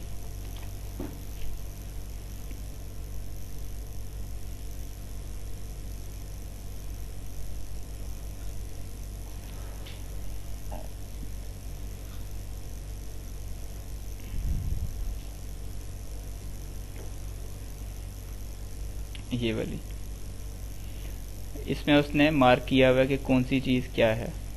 ठीक है, तो जैसे कि सारी विंडोज़ एप्लीकेशन में आप लोगों को आइडिया है कि टॉप पे एक मेन्यू होता है, फाइल मेन्यू और दूसरे तीसरे मेन्यू, हेल्प होती है और जितने भी कमांड्स अवेलेबल हैं वो यहाँ पे होती हैं। इसी तरह से SPCD भी चूँकि विंडोज़ बेस्ड सॉफ्टवेयर है तो इसमें वो स्टैंडर्ड मेन्यूज़ अवेलेबल हैं। उसके अलावा एडिशनल क्या चीज़ें हैं कि राइट साइड पे आपको वर्कस्पेस एक्सप्लोरर मिलेगा, जिसको भी हमने देखा था कि इस वर्कस्पेस एक्सप्लोरर में हमें प्लांट में जितनी भी चीज़ें हैं जो कुछ मॉडल हुई हैं या जो हायरार्की बनी हुई है वो सारी की सारी यहाँ पे नज़र आ रही होगी। अगेन यहाँ पे हमें सिर्फ वही चीज़ नज़र आएगी जो हमने फ़िल्टर करके सिलेक्ट की हुई है। जो मेन एक विंडो यहाँ पे नज़र आ रही है इस स्क्रीनशॉट में, तो सिंपली एक विंडो नज़र आ रही है। हमारे केस में एक से ज़्यादा विंडोज़ भी हो सकती हैं, तो उसमें से जो विंडो सिलेक्टेड होगी उसे वो कह रहा है एक्टिव व्यू। ठीक है। अच्छा, इसके बाद टॉप पे ये यहाँ पे जो एक टूल बार हमें हर वक्त नज़र आती रहेगी वो कॉमन टूल बार है। तो आज के जो हमारा एजेंडा था उसमें हम कॉमन टूल बार को भी कवर करेंगे कि इसमें क्या कमांड्स हैं, कॉमन कमांड्स हैं, उसको हम देख लेंगे एक दफ़ा। मेन मेन्यू, जैसे मैंने बताया कि विंडोज़ एप्लीकेशन में स्टैंडर्ड एक मेन मेन्यू होता है, उसी तरह इसमें भी है। अच्छा, टॉप लेफ्ट पे यहाँ पे एक ड्रॉप डाउन है जिसमें एक्सेस कंट्रोल की बात कर रहा है। ये दो चीज़ें मैं अभी एक्सप्लेन करता हूँ आपको, सिर्फ अभी मैं फ़िलहाल इनके नाम बता रहा हूँ कि क्या चीज़ें। टॉप राइट पे, टॉप लेफ्ट पे एक ड्रॉप डाउन है जिसमें एक्सेस कंट्रोल डिफाइन किया हुआ है। अच्छा, उससे नीचे ये जो एक हमें टूल बार नज़र आ रही है इसको वो कहता है एक्टिव कमांड रिबन बार। तो ये दो चीज़ें मैं अभी एक्सप्लेन करता हूँ।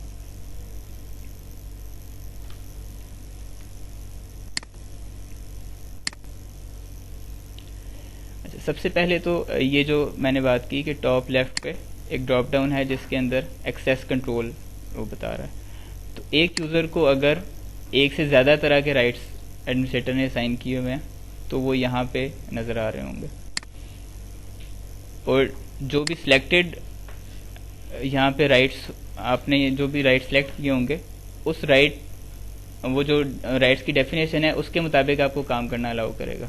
फॉर एग्जांपल यहाँ पे लेट्स से मुझे एडमिनिस्ट्रेटर ने दो तरह के राइट्स दिए हैं। मैं पाइपिंग में मॉडलिंग तो कर सकता हूँ, इक्विपमेंट को सिर्फ मैं रीड कर सकता हूँ, मॉडलिंग नहीं कर सकता। और यहाँ से मैं वो इक्विपमेंट को रीड करने वाले राइट सेलेक्ट कर लेता हूँ, तो उसके बाद मैं कोई नया इक्विपमेंट प्लेस करने की कोशिश करूँगा तो मुझे नहीं करेगा अलाउ। ठीक है। इसी तरह से कोई मैं पाइपिंग मॉडलिंग वाला ग्रुप सेलेक्ट कर लेता हूँ तो मुझे पाइपिंग मॉडलिंग अलाउ करेगा, उसके अलावा हो सकता है कोई चीज़ ना अलाउ करे। लेकिन जैसे मैंने पहले एक्सप्लेन किया कि ज़्यादातर कंपनीज़ ने इसको यूज़ नहीं किया क्योंकि उसमें बहुत ज़्यादा आपको प्रॉब्लम्स फेस करनी पड़ेंगी। राइट्स लिमिटेड हैं, बार बार आप एडमिनिस्ट्रेटर के पास जाएंगे, तो इसको नॉर्मली लोग अवॉइड कर रहे हैं इस फीचर को। अच्छा, इसके बाद एक इससे नीचे यहाँ पे ये जो टूल बार आ रही है इसको उसने कहा था एक्टिव कमांड रिबन बार। तो एक्टिव कमांड रिबन बार का आइडिया ये है कि जो भी कमांड सिलेक्टेड है उस कमांड की फर्दर ऑप्शंस जो हैं वो हमें यहाँ पे नजर आएंगी। अभी जैसे मैंने इस एरो पे क्लिक किया तो ये चेंज हो गई है ये वाली कमांड, बाकी सारा कुछ वैसे का वैसे रहा लेकिन ये चेंज हो गई है। तो ये इस एरिया में जो जितनी भी कमांड्स आपको नजर आएंगी इसका मतलब ये है कि जो भी आपने कमांड चलाई हुई है एक्टिव कमांड है उसकी फर्दर ऑप्शंस आप यहाँ पे सेट कर सकते हैं। ठीक है। ये वाली जो टूल बार है ये चेंज होती रहेगी, जैसे जैसे आप कोई नई कमांड चूज करेंगे यहाँ सारी कमांड्स चेंज हो जाएंगी। इसी तरह से ये स्टेटस बार है, जिस तरह माइक्रो सेशन में या पीडीएस में होता है कि आप कोई भी कमांड देते हैं तो सॉफ्टवेयर को जो नई चीज़ चाहिए वो आपसे यहाँ पे मांग रहा होता है, तो यहाँ पे आपने नज़र रखनी है कि इस वक्त सॉफ्टवेयर मेरे से क्या मांग रहा है। अच्छा, ये तो चीज़ें हो गई जनरल इंटरफेस के बारे में। अब हम शुरू करते हैं कि जो कॉमन टूल बार है ये वाली टूल बार, इसमें कौन कौन सी कमांड्स हैं। तो सबसे पहले इनमें से जो मैं कमांड एक्सप्लेन करूंगा वो ये वाली है कॉमन व्यूज़। इससे सारे लोग फेमिलियर हैं। जिस तरह पीडीएस में होता है कि आपने व्यू चेंज करना है तो उसके लिए यहाँ पे आपको कॉमन व्यूज़ की कमांड मिलेगी। इसमें भी कोई मुझे बता रहा था कि ये कमांड जब आप सेटिंग सेव करते हैं तो ये ओपन नहीं रहती, जिस तरह पीडीएस में सारे पैलेट्स ओपन रहते थे ना, तो ये आपको हो सकता है बार बार यहाँ से ओपन करनी पड़े। इसमें अगेन वही होगा, ये मेरा अगर एक्टिव व्यू है, इसको मैंने सेलेक्ट किया हुआ है और यहाँ से मैं आइसोमेट्रिक व्यू कर देता हूँ, तो ये व्यू आइसोमेट्रिक हो गया। नज़र मुझे कुछ क्यों नहीं आ रहा, इसलिए कि ये कोई जूम आउट हुआ हुआ है, तो मैं यहाँ से इसको फिट व्यू कर सकता हूँ। अब फिट व्यू किया तो ये इसने बहुत सारी चीज़ें फिट कर दी हैं, ये मैं भी एक्सप्लेन करता हूँ क्या क्या है।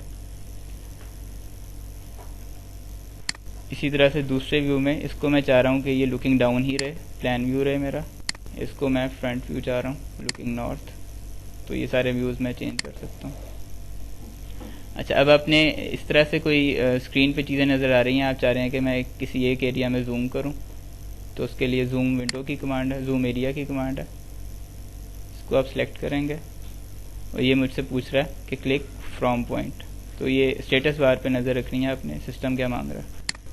फ्रॉम पॉइंट दिया, सेकंड पॉइंट दिया, तो ये इतने एरिया को उसने जूम कर दिया।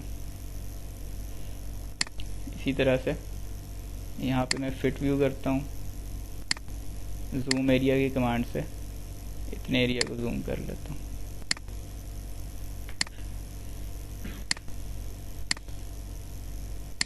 तो ये सिंपल जिस तरह से दूसरे सॉफ्टवेयर में कमांड्स होती हैं उसी तरह की कमांड्स हैं। अच्छा, इसमें एक जूम का टूल है, जूम के टूल में को किस तरह से हमने यूज़ करना है, मैं किसी भी जगह पे क्लिक करके एक लाइन ड्रॉ करता हूँ, तो नीचे की तरफ लाइन ड्रॉ करूँगा तो ये जूम आउट करेगा, ऊपर की तरफ करूँगा तो जूम इन करेगा। अच्छा, इस कमांड में एक और क्या फ़ायदा है कि अगर मैंने माउस को जो मिडल बटन है उसको क्लिक किया हुआ है, उसको प्रेस किया हुआ है, तो ये मुझे पैन करने भी दे रहा है। इसी तरह से मैं जो व्हील है उसको व्हील के ज़रिए इसको जूम इन जूम आउट भी कर सकता हूँ। तो ये कमांड थोड़ी आपको हेल्पफुल होगी, आप किसी भी जगह पे मूव करना चाह रहे हैं तो आपको ये इजीली जूम करवा देगी। अच्छा, एक और आपने डिफरेंस नोट किया होगा कि SP3D में बाय डिफ़ॉल्ट ये सॉलिड आपको व्यू दिखा रहा है, रेंडर्ड व्यू दिखा रहा है, लाइन व्यू नहीं है। बल्कि इसको हमने चेक भी किया है, अगर आप इसको लाइन फ्रेम में जाते हैं, वायर फ्रेम में जाते हैं, तो ये परेशान हो जाता है सॉफ्टवेयर तो ये आपको सॉलिड में ही इसमें वर्किंग करेंगे। लेकिन इसमें जो जैसे कि अगर आपको ये लगे कि इसमें पॉइंट्स मुझे चूज़ करना मुश्किल होगा, तो वो नहीं है, वो हम आगे देखेंगे कि पॉइंट्स चूज़ करना ज़रा इसमें और तरह से है, वो आप इजीली लोकेट कर सकते हैं। अच्छा, ये तो हमारी जूम की कमांड्स हो गई। इसके बाद इसमें पैन की कमांड मैंने नहीं एक्सप्लेन की, सिंपल है, पैन पे क्लिक करेंगे और आप इससे सिंपली पैन कर सकते हैं चीज़ों को। अच्छा, इसके बाद मैं आ जाता हूँ मैयर टूल पे। मैयर टूल पे मैंने क्लिक किया तो ये जैसे मैंने पहले बताया था कि ये एक्टिव कमांड रिबन आ रहा है। मैयर टूल पे क्लिक किया तो मैयर टूल से रिलेटेड जितनी भी ऑप्शंस थी वो सारी मुझे यहाँ पे शो होने लग गई हैं। इसमें मेजरमेंट मोड का एक सेक्शन है जिसमें मैं बता रहा हूँ उसे कि मैंने लीनियर मेजरमेंट करनी है, 2 पॉइंट्स की मेजरमेंट है। इसी तरह से मेजर डिस्टेंस लॉन्ग एलिमेंट की कमांड है, मेजर मिनिमम डिस्टेंस की कमांड है, रेडियस एंड डायामीटर और मेजर एंगल। तो नॉर्मली आपको लेंथ और ये एंगल की कमांड्स यूज़ करनी होंगी।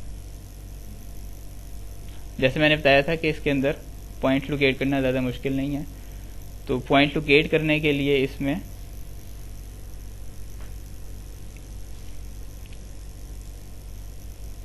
जो टेक्नोलॉजी यूज़ होती है उसको हम कहते हैं, ये जो एक सर्कल सा यहाँ पे अपीयर हो गया, इसको SPCD में कहते हैं ग्लिफ, GLYPH, ग्लिफ। तो जिस तरह से अब ये कौन कौन से ग्लिफ्स अवेलेबल हैं SPCD में, वो अगर आपने देखना हो तो टूल्स में जाएंगे, ऑप्शंस और स्मार्ट स्केच। तो तो ये स्क्रीन देख के आपको वो ऑटो कैड में जिस तरह से ऑब्जेक्ट स्नैप वाली कमांड्स हैं, तो ये सिमिलर है, उसी तरह का कॉन्सेप्ट है कि आपने कौन कौन सा ग्लिफ इनेबल किया हुआ है। जो ग्लिफ इनेबल होगा जब आप अपना माउस मूव करेंगे तो उस तरह का ग्लिफ आपको नजर आने लग जाएगा। अच्छा, इसमें ज़्यादा इसको एक्सप्लेन करने की जरूरत तो नहीं है, आप लोग फेमिलियर हैं इन सारी चीज़ों से। जो ये तो एक सॉलिड पाइप है, इसका सेगमेंट तो नहीं होता, जो होता है सेगमेंट की लाइन आती है इसके आती है। अंदर। अब एंड पॉइंट ले रहा है वो किस चीज़ का ले रहा है, सेगमेंट का ले रहा है, किसका ले रहा है, उसको वायर मैं- वाले पाइप का ले रहा है क्या? इसको मैं जूम करके आपको दिखाता हूँ। उससे पहले मैं थोड़ा सा इसको एक्सप्लेन कर देता हूँ इसमें क्या चीज़ें हैं। एक तो बाकी तो चीज़ें आप लोग फेमिलियर हैं। ये जो डिवाइज़र पॉइंट है ये एक थोड़ी सी इम्पोर्टेंट है कि फॉर एग्जांपल एक पाइपलाइन है, एक पूरा पाइप पीस है, और इसमें मैं चाह रहा हूँ कि मैं इसका मिड पॉइंट लूँ, तो मैं डिवाइज़र पॉइंट को सिलेक्ट रखूँगा और डिवीजन्स को 2 रखूँगा। इसका मतलब है कि इस पाइप को 2 पार्ट्स में डिवाइड कर देगा। अगर मैं इसको 3 पार्ट्स में डिवाइड करना चाह रहा हूँ तो मैं यहाँ से इसको 3 कर दूंगा, तो ये अप टू 7 पार्ट्स मुझे डिवाइड करने की ऑप्शन दे रहा है। तो जो मेरी सेटिंग होगी, मैं जिस तरह मूव करूँगा माउस को, ये उस तरह का मुझे ग्लिफ यहाँ पे शो कर देगा। अच्छा, इसी तरह से ड्वेल टाइम है। ड्वेल टाइम का क्या मतलब है कि मैं माउस कितनी देर तक यहाँ पे रखूँ कि वो ग्लिफ अपीयर हो, तो वो टाइम भी आप कम ज़्यादा कर सकते हैं। अच्छा, मैं वापस आता हूँ अपनी मैयर कमांड पे, और मैं चाह रहा हूँ कि मैं इस एल्बो से लेके इस एल्बो तक का डिस्टेंस देखूं, यानी इस वर्टिकल पाइप की सेंटर लाइन से इस वर्टिकल पाइप की सेंटर लाइन तक। मैं यहाँ पे जूम करता हूँ,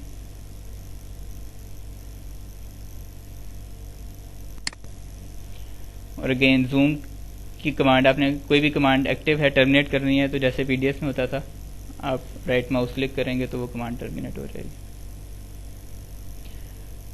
और जूम की कमांड चूंकि मैंने मैयर कमांड के बीच में से स्टार्ट की थी, तो जूम की कमांड टर्मिनेट करने से मैयर की कमांड दोबारा से एक्टिव हो गई है। अच्छा, अब जब मैं यहाँ पे माउस लेके आता हूँ तो आप देखेंगे कि मुझे ये पाइप टर्न फीचर नीचे लिखा हुआ आ रहा है, तो ये मुझे एल्बो का सेंटर पॉइंट शो कर रहा है। ठीक है, इसी तरह से अगर मैं माउस को लाइन के ऊपर, पाइप के ऊपर लेके आता हूँ, तो अब ये पाइप स्ट्रेट फीचर लिखा हुआ आ रहा है, और साथ अभी ग्लिफ देखेंगे तो ये पॉइंट ऑन लाइन इसका मतलब है, यानी लाइन के ऊपर कोई भी पॉइंट हो सकता है, उसने लॉक नहीं किया किसी जगह पे। मैं इसके कहीं मिडल में ले जाऊंगा तो ये मुझे मिड पॉइंट का ग्लिफ भी शो करेगा।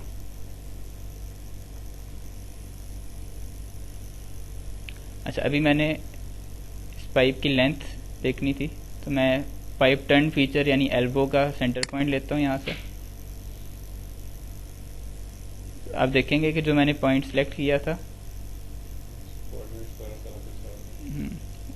वहीं पे रखने पे वहाँ पे कोऑर्डिनेट्स आ गए थे, और अब इस वक्त जिस जगह पे मैं माउस मूव कर रहा हूँ उसके कोऑर्डिनेट्स के साथ साथ मुझे शो कर रहा है। दोबारा मैं दूसरी एल्बो के सेंटर पॉइंट पे गया हूँ तो मुझे बता रहा है कि एलिवेशन, डेल्टा एलिवेशन 0 है, ईस्टिंग इस पॉइंट पे डेल्टा ईस्टिंग भी 0 है, नॉर्थिंग में सिर्फ 5.05 मीटर। तो इस तरह से आप इसमें मेजरमेंट कर सकते हैं। वही चीज़ें यहाँ पे ऊपर भी आ गई हैं, डिस्टेंस, क्यूमुलेटिव डिस्टेंस। अच्छा, इसी तरह से एंगल की आप यहाँ पे मेजरमेंट कर सकते हैं। अच्छा, दोबारा वापस आते हैं, व्यू को किस तरह से हम चेंज कर सकते हैं। इसको मैं थोड़ा सा जूम आउट करता हूँ,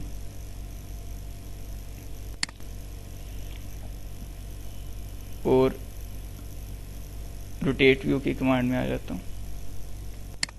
तो रोटेट व्यू की कमांड क्या करेगी, जब मैंने इस कमांड पे क्लिक किया तो रिबन बार में से सारा कुछ गायब हो गया। इस कमांड की फर्दर कोई ऑप्शंस यहाँ पे नहीं है अवेलेबल।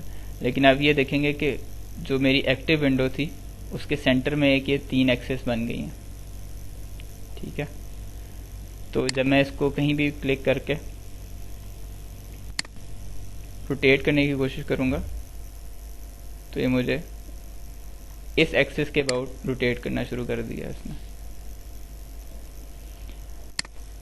अच्छा,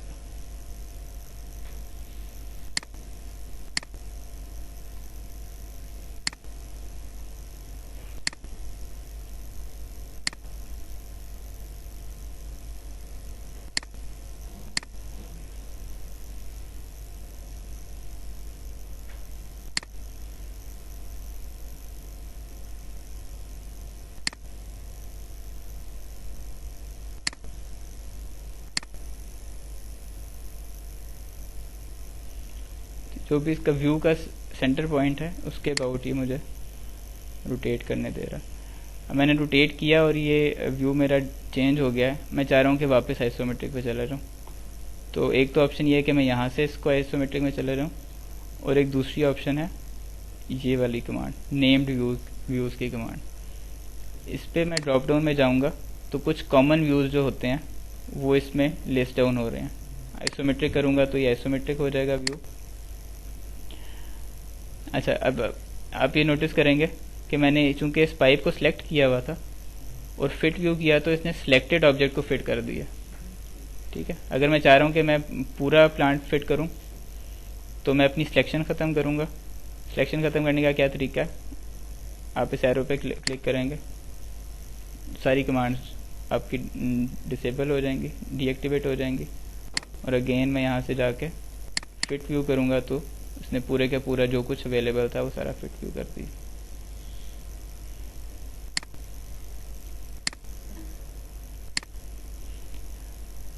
अच्छा, नेक्स्ट इसमें हम क्या कर सकते हैं कि मैंने इसको रोटेट किया,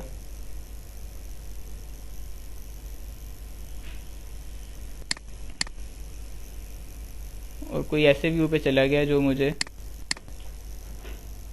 जहाँ से मैं देखना चाह रहा हूँ इसको प्लांट को, फॉर एग्जांपल। तो अब मैं चाह रहा हूँ कि ये व्यू मेरे पास सेव हो जाए और नेक्स्ट टाइम मैं कभी यहाँ पे आना चाहूँ तो वापस मैं आ सकूँ।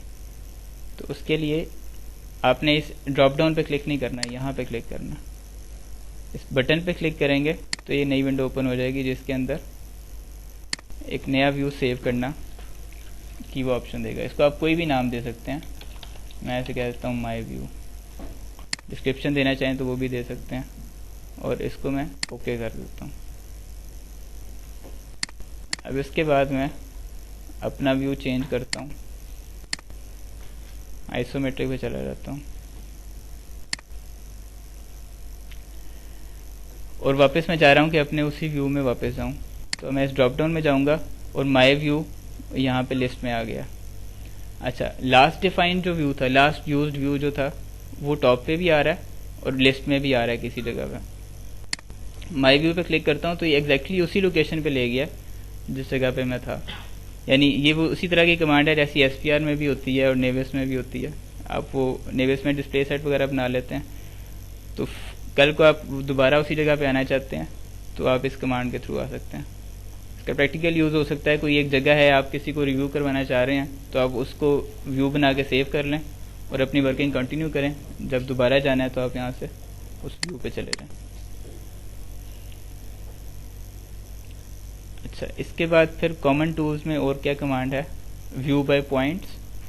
व्यू बाय पॉइंट्स का क्या मतलब होगा कि हम एक पॉइंट्स डिफाइन करके एक प्लेन बना लेंगे और जो प्लेन बनाएंगे उस डायरेक्शन से हमें चीज़ें दिखा देगा।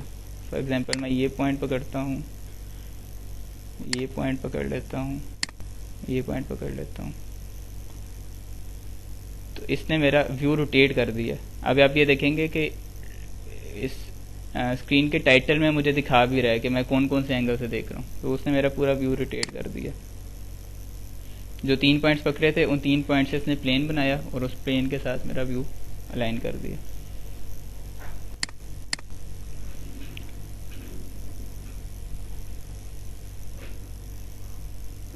तो इसने बिल्कुल टेढ़ा सा व्यू कर दिया जो मैंने 3 पॉइंट्स पकड़े थे। चलिए मैं वापस आ जाता हूँ अपने आइसोमेट्रिक व्यू में। अच्छा, यहाँ पे आप देखेंगे कि ये बड़ा अनोइंग सी चीज़ें हैं। ये मैं इसको फिट व्यू करता हूँ तो ये पता नहीं क्या क्या इसके अंदर आ जाता है। ये सारी चीज़ें क्या हैं, ये मैंने अपनी वर्क स्पेस में कुछ एक्स्ट्रा चीज़ें रखी हुई हैं, वो हम ज़रा दोबारा देखते हैं। फिल्टर में जाता हूँ, A00 प्रॉपर्टीज़। तो यहाँ आप देखेंगे कि एक तो मैंने एरिया सेलेक्ट किया हुआ है, दूसरा कोऑर्डिनेट सिस्टम्स का एक पूरा फोल्डर जो है वो सिलेक्ट किया हुआ है। तो SP3D में PDS से डिफरेंट कॉन्सेप्ट है। PDS में तो एक ही कोऑर्डिनेट सिस्टम था जिस पे हम वर्किंग कर रहे थे। मॉडल्स के लिए अलग कोऑर्डिनेट सिस्टम थे लेकिन हमने वो किसी प्रोजेक्ट पे यूज़ नहीं किए। हम जितने भी हमने प्रोजेक्ट्स किए हैं हमने एक ही कोऑर्डिनेट सिस्टम को यूज़ करते हुए किए। तो SP3D में ये आसानी है कि आप जहाँ चाहें एक नया कोऑर्डिनेट सिस्टम ऐड कर सकते हैं। ठीक है, तो उस कोऑर्डिनेट सिस्टम को ऐड करने का क्या फ़ायदा होगा कि आपने मॉडलिंग करनी है तो आप अपने जो भी आपके लिए कन्वीनियंट पॉइंट है उसका एक वहाँ से कोऑर्डिनेट सिस्टम बना लें और आप उससे मॉडलिंग कर सकते हैं। नॉर्मली इसका यूज़ ये हो सकता है कि हम एरिया प्लॉट प्लान है उनका जो कोऑर्डिनेट सिस्टम है वो ऐड कर दें।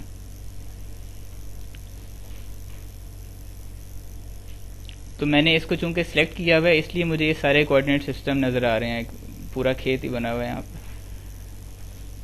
तो ये इतने सारे एरियाज बनाने का मकसद ये था कि हम अपनी ट्रेनिंग इस तरह से कंडक्ट करेंगे कि एक हम लेआउट ले लेंगे छोटा सा और उससे उसी से मॉडलिंग करेंगे सारी, बजाय इसके कि हम हर यूज़र के लिए अलहदा प्लान बनाते। हमने क्या किया है कि अलहदा कोऑर्डिनेट सिस्टम बना दिए, तो हर यूज़र जो है वो अपने कोऑर्डिनेट सिस्टम के को चूज़ करके उसके साथ मॉडलिंग करेगा। सारी मॉडलिंग आपको यहीं पे नज़र आएगी, ठीक है। तो जैसे ये वाला जो एरिया है जिसमें पहले से मॉडलिंग हुई है ये A00 है। ये सब ट्रेनिंग व्यू से, हाँ जी, ट्रेनिंग के पॉइंट ऑफ व्यू से प्लांट पे जब हम काम करेंगे एक ही होगा, रिक्वायरमेंट पे एक से ज़्यादा भी हो सकते हैं। यानी अगर आपको फॉर एग्जांपल एरिया का कोई प्लॉट प्लान है उससे आप मेजरमेंट्स लेना चाह रहे हैं तो आप उसके लिए भी कोऑर्डिनेट सिस्टम बनवा सकते हैं। और इसमें प्लस एक और भी कमांड है कि आप मॉडलिंग करते हुए भी, ये कल आपको फर्दर एक्सप्लेन करेंगे, उसमें आप मॉडलिंग करते हुए भी किसी भी पॉइंट को अपना ओरिजिन बना सकते हैं। तो यानी कमांड आप के पास एक ड्राइंग आई है, आप उसमें समझते हैं कि मैं किसी एक स्पेसिफिक पॉइंट से डायमेंशन आसानी से दे सकता हूँ, तो आप उस पॉइंट को इजीली अपना ओरिजिन बना सकते हैं। तो इतने सारे कोऑर्डिनेट सिस्टम आपको चाहिए नहीं होंगे प्लांट पे ऐसा। लेकिन ये जी कंफ्यूजन हो जाएगी जब काफी लोग काम कर रहे होंगे, सिविल वाले अलग कर रहे हैं, इंस्ट्रूमेंट वाले एक ही वक्त पे ही चलेगा ना। हाँ जी, उसमें जो ग्लोबल कोऑर्डिनेट सिस्टम है वो तो अपनी जगह रहेगा, उसको तो कोई चेंज नहीं कर सकता। यहाँ जितने भी कोऑर्डिनेट सिस्टम डिफाइन हुए हुए हैं ये वो हैं जो कि मैंने अपनी कन्वीनियंस के लिए बना लिए हैं, ठीक है। ये लोकल कोऑर्डिनेट सिस्टम है। जो ग्लोबल कोऑर्डिनेट सिस्टम है वो अपनी जगह पे कायम रहेगा, उससे जब भी आप डायमेंशन देना चाहें वो दे सकते हैं। अच्छा, ट्रेनिंग में हम इस तरह से रखेंगे कि जिस तरह भी ये जो अटेंडेंस शीट सर्कुलेट हुई थी इसको आप एक दफ़ा देख लें, इसमें जो भी सीरियल नंबर आ रहा है आप उस हिसाब से अपना एरिया देख लें। फॉर एग्जांपल जो A01 एरिया है इसको मैं वापस चला जाता हूँ कंप्लीट प्लांट पे।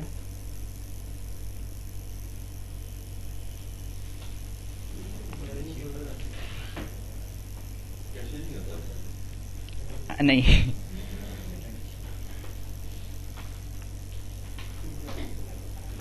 बहुत बड़ा प्लांट हुआ ना तो प्रोसेसर भी डबल लगाने पड़ेंगे।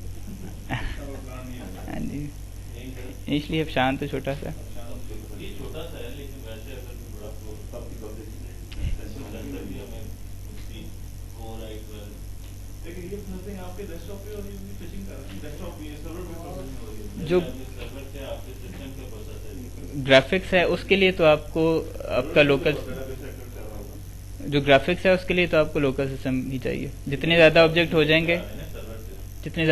जाएंगे उतनी क्वेरी ज़्यादा हो जाएंगी, बड़ी हो जाएंगी, तो वो सर्वर पे भी उसका इम्पैक्ट जाएगा। लेकिन जो ग्राफिक्स हैं बिल्कुल ऐसे ही, जो ग्राफिक्स हैं उनके लिए तो स्पेसिफिकली आपका अपना सिस्टम वो बल्कि हो जाएगा।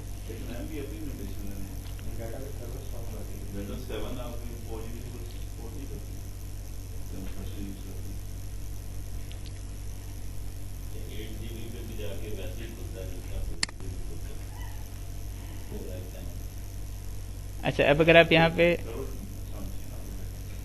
लिस्ट में देखेंगे तो इसमें A01 से लेके A19 तक एरियाज बने हुए हैं। तो आप 1 2 3 अपनी ये शीट से देख लें, एक एक एरिया आप अपना नोट कर लें। ये शीट यही रहेगी ना, रोज यही रहेगी, तो ये एरिया खुद ही डिफाइन होगा।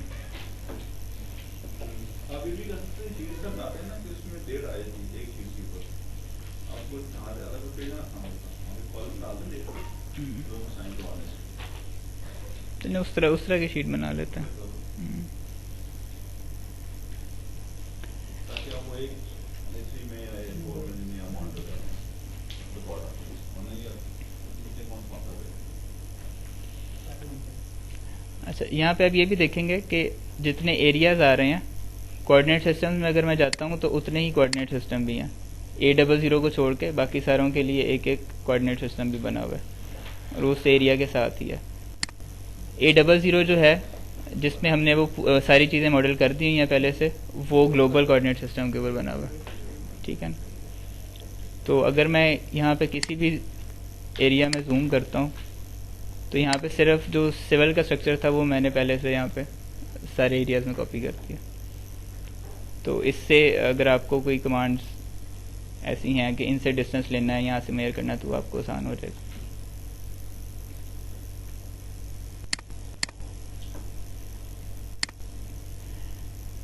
जो कोऑर्डिनेट सिस्टम है इनके मुताबिक हम कोई लगाते हैं तो डेटाबेस में वो एक ही कोऑर्डिनेट डेटाबेस में वही आपके ग्लोबल, जब भी आप अपनी जो मेजरमेंट्स ले रहे हैं जो आपको स्क्रीन पे डिस्प्ले हो रही हैं वो आपको उस कोऑर्डिनेट सिस्टम के हिसाब से दिखाएगा जो आपने सेलेक्ट किया होगा।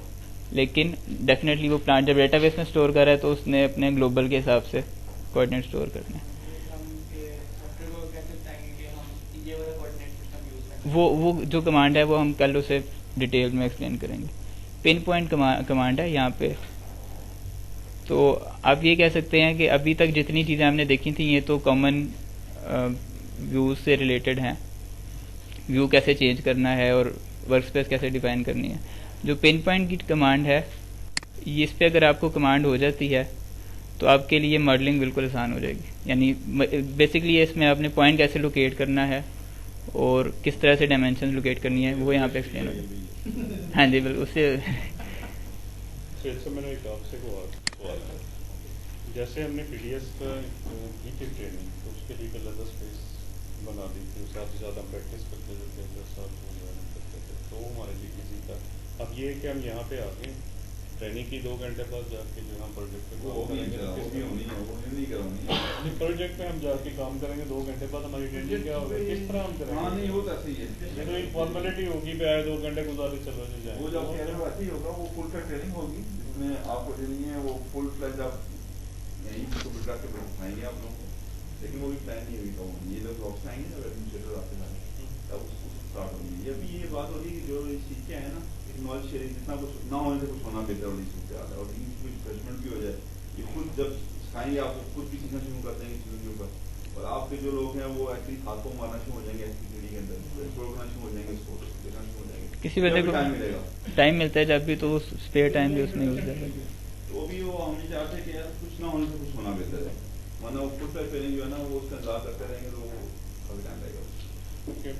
जब यहाँ आना तो बड़ी मुश्किल ये विमान साहब से वापस आया हूँ मुलाकात करके, इस टॉपिक पे बात हो रही थी कि HGFR पे प्लान क्या है। HGFR प्लान ये है कि इन लोगों ने वापस आना है तो they have to work on the project. काम सब पे आ चुका होगा, पीडीएस 90% पे आ चुका है, उस वक्त आ जाएगा HGFR। वो कहते हैं कि यार उस वक्त फिर हमने पे काम करना है, किस टीम ने काम करना है, सीनियर जो ट्रेन हो गया ये बाकी किसी को पता ही नहीं। तो हम इसलिए नॉलेज शेयरिंग सेशन इसलिए कर रहे हैं कि कुछ पता तो लगे, सिंपल काम तो करवाने से और बहुत ज़्यादा हो जाए, वरना तो हम बिल्कुल बांधे जाएंगे यार वो 2 बंदे हैं वही काम करेंगे, कोई और नहीं कर सकता। तो उसकी थोड़ी तैयारी कर रहे हैं कि जब मैंने 1.5 महीना सेटअप कर लिया एडमिनिस्ट्रेटर ने, फिर थोड़ा अपलोड काम हो जाएगा, फिर ट्रेनिंग स्टार्ट कर सकते हैं बाकी लोगों के लिए प्रॉपर ट्रेनिंग। वो आपकी बात की वो प्रॉपर ट्रेनिंग भी कंप्यूटर की चला होगी।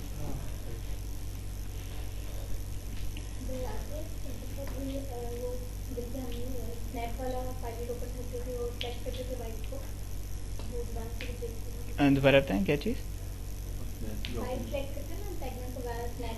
अच्छा स्नैप रिकॉर्डिंग हो रही है, वीडियो रिकॉर्ड हो रही है, जो भी आपको कंफ्यूजन होगी ना आप इसको देख सकते हैं अपने तौर पे। वो मैंने मैयर टूल में एक्सप्लेन की थी, मैं दोबारा से मैयर टूल ओपन कर लेता हूँ। गले में माइक इसीलिए डाला तो इसको मैं जूम करता हूँ यहाँ पे।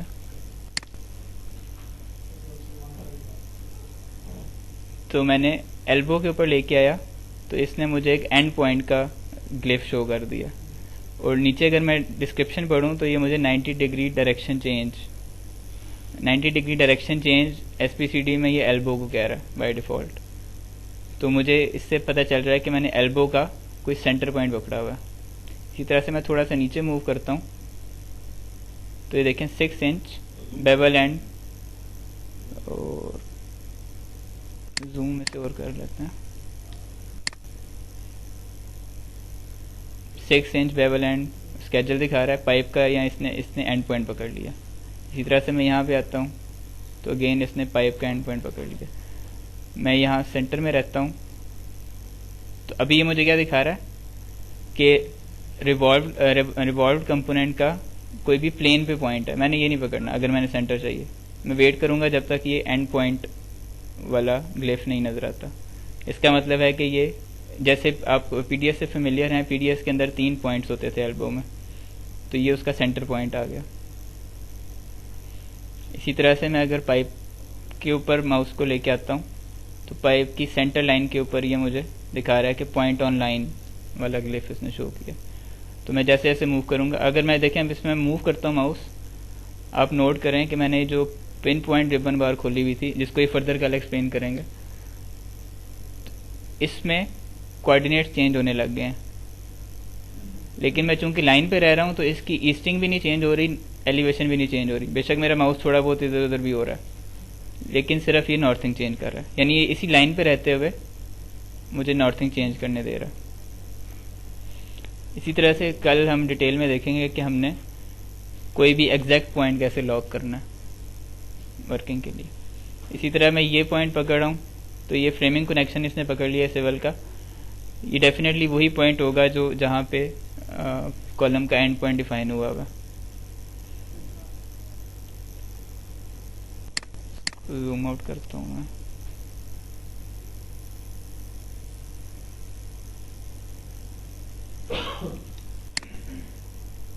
यहाँ मैं लेके आया तो स्नैप तो नहीं होता इसमें? नहीं, टेंटेटिव इसमें ऑप्शन है देखो क्लिक से स्टार्ट हो गया।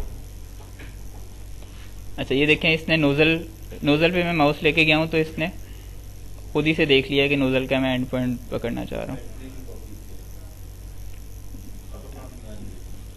बेंटले की आप कह सकते हैं, इसमें बेसिकली जो इनका अपना टूल है ना स्मार्ट स्केच, उसी के बेस पे इन लोगों ने ग्राफिक्स को यूज़ किया। पीडीएस में ये होता था कि माइक्रो सेशन एक अलहदा सॉफ्टवेयर था जिसका ग्राफिक्स इंजन यूज़ हो रहा था, तो SP3D में इनका इंटरग्राफ का अपना टूल है स्मार्ट स्केच, वो हम लोगों ने यहाँ पे यूज़ नहीं किया। सिविल प्रोसेस में शायद थोड़ा बहुत यूज़ हुआ, इंस्ट्रूमेंट में भी यूज़ हुआ होगा। तो उसकी कमांड्स बेसिकली आप कह लें कि उसमें जिस तरह से कमांड्स थी वो सारी आपको नज़र आ रही हैं। प्लस अगर सॉलिड एज किसी ने यूज़ किया हो, सॉलिड एज एक 3D मॉडलिंग का सॉफ्टवेयर है, तो ये जो रिबन बार वाला कॉन्सेप्ट है ये भी वहीं से आप कहने आया होगा कि जो भी आपने कमांड सेलेक्ट की है उसकी फर्दर कमांड्स, अब नेक्स्ट स्टेप क्या है वो सारा यहाँ रिबन में शो करना, ये उसका कॉन्सेप्ट है। तो ग्लिफ्स भी उसमें इसी तरह से होते हैं। तो थोड़ी चीज़ें वहाँ से ली हैं, थोड़ी चीज़ें वहाँ से ली हैं। और सॉलिड एज में भी अगेन पैरामीट्रिक मॉडलिंग होती है, जैसे सुहेल साहब ने भी बताया था। तो सॉलिड एज के इवन कोई इक्विपमेंट सॉलिड एज में बना हो तो वो इसमें इंपोर्ट भी हो जाता है, यानी उससे इतना रिलेटेड है सॉफ्टवेयर। तो ये जो ब्लैक है ये इसकी वेल्डिंग वेल्ड शो कर रहा है, वेल्ड ग्राफिक्स शो कर रहा है, और इसको हम बैंक से डाल देते हैं मतलब हाँ जी रिपोर्ट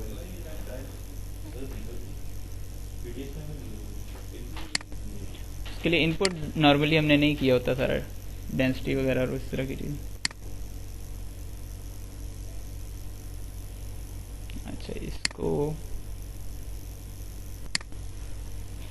टूल्स ऑप्शंस में हम थोड़ा सा फर्दर देख लेते हैं। अगर मैं जनरल के टैब में आता हूँ तो यहाँ पे आप देखेंगे कि नंबर ऑफ अनडू एक्शंस, ये वही बात जो मैंने की थी कि इसमें अनडू का फीचर है जो आपको रिट्रीवल मांगने से थोड़ा बचाएगा, लेकिन इसे केयरफुली यूज़ करना है क्योंकि रीडू का फीचर नहीं है। नहीं, जो लास्ट कमांड है उसको अनडू कर देगा एक स्टेप में, मैक्सिमम 20 स्टेप से स्टोर करता है। मैंने एक फाइल लगाया तो मैं भी वो एक फाइल लगते हो एक कमांड एग्जीक्यूट ना हो, 3-4 कमांड एग्जीक्यूट हुई सीरियस हम इसलिए नहीं किया करते थे ना, तो जरूरी वो बैकअप कमांड उसकी लगी हो। नहीं, इसमें अभी तक तो एक कमांड ही, जो लास्ट कमांड है वही अंडू करता है ऐसा, और इसको बड़ा फ्रिक्वेंटली हमने यूज़ किया है अपनी ट्रेनिंग में भी, बड़ा यानी यूज़फुल फीचर है। शॉर्टकट तो अब यहाँ से तो नहीं एक्सप्लोर किया। 20 अंडू कर देंगे तो ये आपकी सेशन फाइल में सेव होगा। ये भी आपने ख्याल रखना कि नेक्स्ट आप जब सेशन सेव ओपन करेंगे तो वो उसमें बाय डिफ़ॉल्ट 3 होंगे अंडू फीचर। तो इसको जब आप सेव कर देंगे तो अब आप जब मॉडलिंग करेंगे तो आप 20 लेवल्स तक अंडू कर सकते हैं चीज़ों। उसमें ये सेव होगा। अगर आपने यहाँ पे मैंने अंडू की मैंने सेटिंग चेंज की और अब मैं अगर सेव पे क्लिक कर दूंगा तो ये सेटिंग मेरी सेशन फाइल में सेव हो गई है। हाँ, 20 अंडू अवेलेबल होंगे अगर मैं इस सेशन फाइल को ओपन करूँगा। ठीक है, अगर मैं दोबारा से वो जो तरीका था SP3D को ओपन करके नई सेशन फाइल क्रिएट करूँगा तो फिर वो बाय डिफ़ॉल्ट 3 आएंगे मेरे पास। मैं ये कह रहा हूँ कि वो 20 जो हमने चेंजेस की हुई हैं वो भी अवेलेबल होंगी कि सिर्फ ये 20 तक स्टोर रखेगा? नहीं, वो अवेलेबल नहीं होंगी, वो अवेलेबल नहीं होंगी। जब आप इसमें रिफ्रेश कर देते हैं ना तो ये पिछली चीज़ें भूल जाता है नए सिरे से।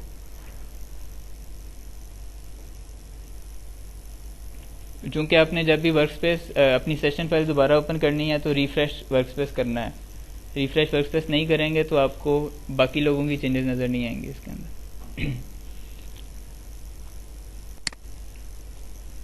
अच्छा, ऑप्शंस में हम और चीज़ें देखते हैं। कलर्स का टैब है, आप अपना बैकग्राउंड चेंज करना चाह रहे हैं, हाईलाइट कलर सिलेक्टेड, ये चीज़ें आप चेंज करना चाह रहे हैं वो कर सकते हैं। यूनिट ऑफ मेजरमेंट, जैसे मैंने अभी बात की थी कि एडमिनिस्ट्रेटर जो है वो प्रोजेक्ट के लिए एक अलग से सेशन टेम्पलेट फाइल भी बना सकता है। तो उसमें क्या हो सकता है कि वो यहाँ पे सारे जो यूनिट्स हैं वो डिफाइन कर दे कि मैंने मेजरमेंट्स तो मिलीमीटर में करनी है, मीटर में नहीं करनी। तो वो यहाँ से मिलीमीटर पकड़ सकता है। एंगल मुझे डिग्री में ही चाहिए, मैथ्स मुझे किसी और चीज़ में चाहिए फॉर एग्जाम्पल। तो ये चीज़ें आप लोकली अपनी सेशन फाइल में भी सेव कर सकते हैं और एडमिनिस्ट्रेटर भी हो सकता है आपको शुरू में ही एक अलग टेम्पलेट दे दे जिसके अंदर कन्वीनियंट यूनिट जो है सिलेक्टेड हो पहले से। हाँ जी, वो शेयर हो जाए। यानी इसमें इवन बल्कि यूज़र भी कर सकते हैं सेव लेकिन बेहतर है कि आप लोग उसे सेव ना करें। एक ही प्रोजेक्ट पे अगर कोई टेम्पलेट फाइल अलग से चाहिए तो वो एडमिनिस्ट्रेटर ही बना के दे। ये बात हो रही है इस टेम्पलेट की। जब हमने पहली दफ़ा SP3D को ओपन किया था तो यहाँ पे जो टेम्पलेट्स आ रहे थे, आप लोग अपना भी टेम्पलेट सेव कर सकते हैं लेकिन बेहतर है।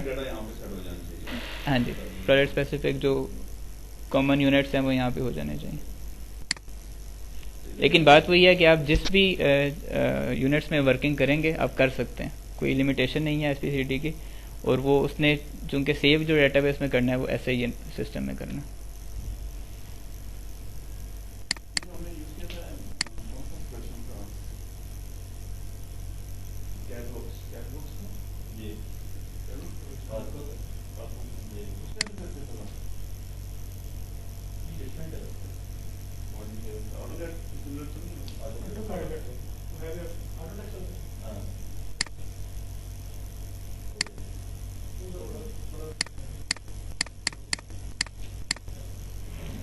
अच्छा, दोबारा मैं वापस जाता हूँ जनरल के टैब में। तो ये एक सेक्शन है जिसमें वो मुझसे पूछ रहा है कि ये जो वर्कस्पेस एक्सप्लोरर है इसमें मैंने आपको कौन कौन से टैब दिखाने हैं।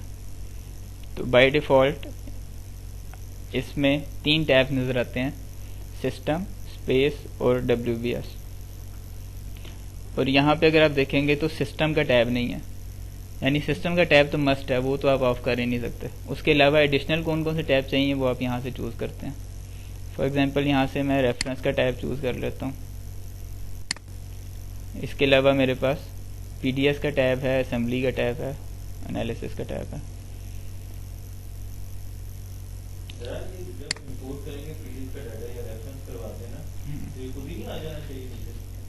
नहीं, यहाँ से चूज़ करना पड़ता है उसको, लेकिन वो एक एडवांस ऑप्शन है, उसको तो भी हम कवर नहीं करेंगे कि PDS का डाटा यहाँ पे कैसे रेफरेंस करते हैं। लेकिन वो पॉसिबल है इसमें। पीडीएस का डाटा रेफरेंस जो है वो दो तरह से पॉसिबल है। एक तो आप कह लें कि पीडीएस का रनिंग प्लांट है, उसका डाटा भी आप डायरेक्ट रेफरेंस कर सकते हैं, यानी जो जो पीडीएस में चेंजेस होंगी वो आपको यहाँ भी चेंजेस नजर आएंगे। और एक दूसरी ऑप्शन ये है कि आप उसको एज अ डिज़ाइन फाइल या 3D फाइल रेफरेंस करवा लें। अच्छा, ये मैंने अभी तक विंडो ओपन रहने दी है। जब मैंने रेफरेंस पे क्लिक किया था तो उसने मुझे एक मैसेज बॉक्स दिया है। वो कहता है कि ये वाली जो चेंज आपने की है इसको सेव करने के लिए आपको सेशन फाइल को सेव करके दोबारा ओपन करना पड़ेगा। यानी मैंने ओके कर दिया, इधर भी ओके कर दिया, लेकिन टैब नहीं नज़र आया मुझे। टैब देखने के लिए मुझे इसे सेव करके दोबारा से सेव करूंगा और फिर री ओपन करूंगा, तो तब मुझे यहाँ पे रेफरेंस का टैब नज़र आएगा। अच्छा, ये मैंने ब्लैंक बिल्कुल एक सेशन फाइल ओपन की थी। मैं वापस अपनी सेशन फाइल में जाता हूँ जिसमें मैं काम कर रहा था। सेशन फाइल को आप कोई भी नाम दे सकते हैं जो आपको कन्वीनियंट लगे।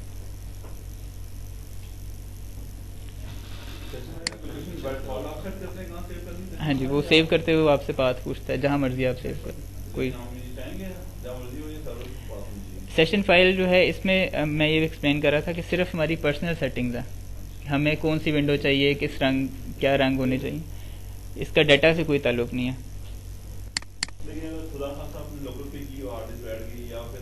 कोई बात, ये बड़ी इजीली हम दोबारा क्रिएट कर सकते हैं। हाँ, सेटिंग्स जो हैं वो दोबारा करनी पड़ेंगी। इसमें एक ये मसला भी है, ये आपको नोट करना पड़ेगा। अगर आपको सेशन फाइल आपने बनाई हुई है और आप वर्किंग कर रहे हैं और आपको कोई अजीबोगरीब से एरर आना शुरू हो जाते हैं, तो पहला स्टेप आपका ये होना चाहिए कि आप सेशन फाइल दोबारा क्रिएट करें, क्योंकि बाज़ दफ़ा इसमें सेशन फाइल करप्ट हो जाती है। तो इससे पहले कि आप आईटी को बताएं कि मेरे सॉफ्टवेयर में मसला आ रहा है, आप एक दफ़ा अपने तौर पे सेशन फाइल नहीं बना के तो देखें। मोस्टली सेटिंग्स दोबारा करनी पड़ेंगी। बैकअप भी रखा जा सकता है, वो भी एक ऑप्शन।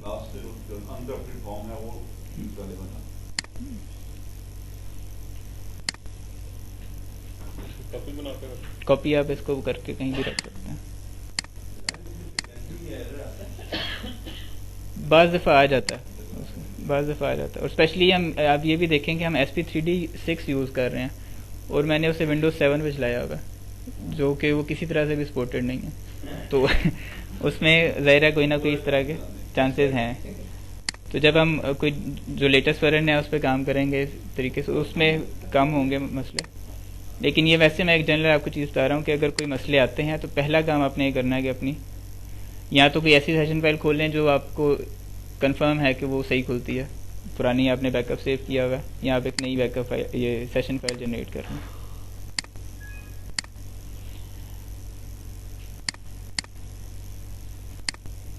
मैं ये वाली कमांड देख रहा था, रेफरेंस को मैंने यहाँ से इनेबल किया, टूल्स, ऑप्शंस, जनरल के टैब में ओके किया।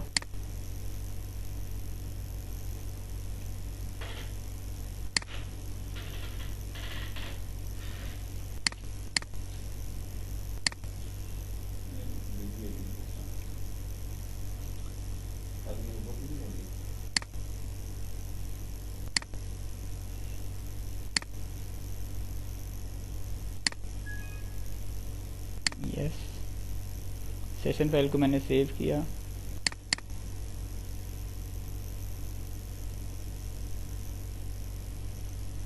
अब देखें यहाँ पे रेफरेंस का टैब भी आने लग गया। तो रेफरेंस मॉडल्स को कैसे करते हैं वो आपको ये डिटेल में एक्सप्लेन करेंगे। जैसे अगर मैं वर्कस्पेस डिफाइन करता हूँ,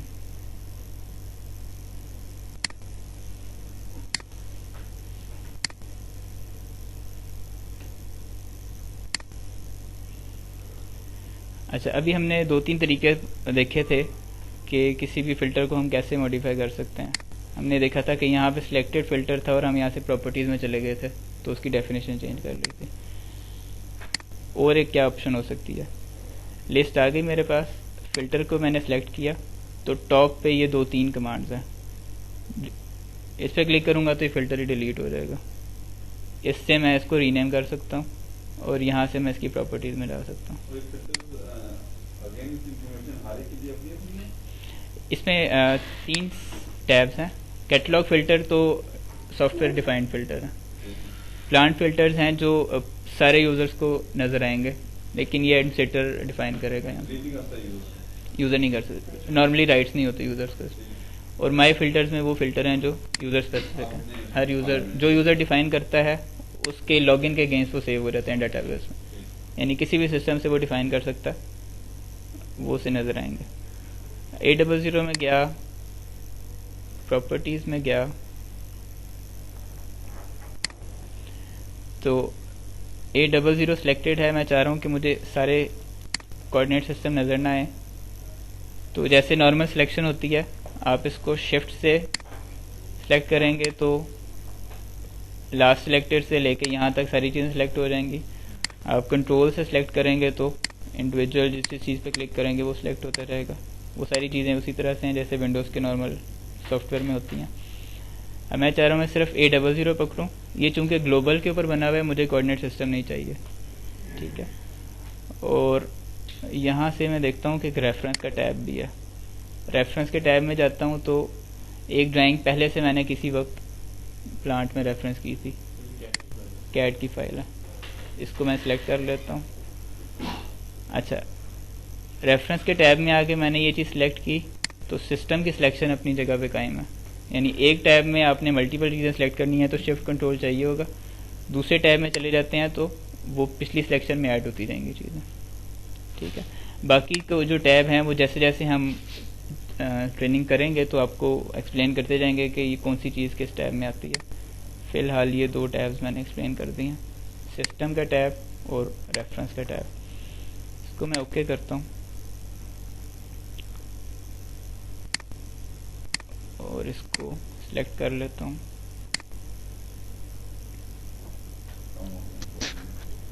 टोटल ऑब्जेक्ट्स कम हो गए, सिर्फ एक एरिया रह गया।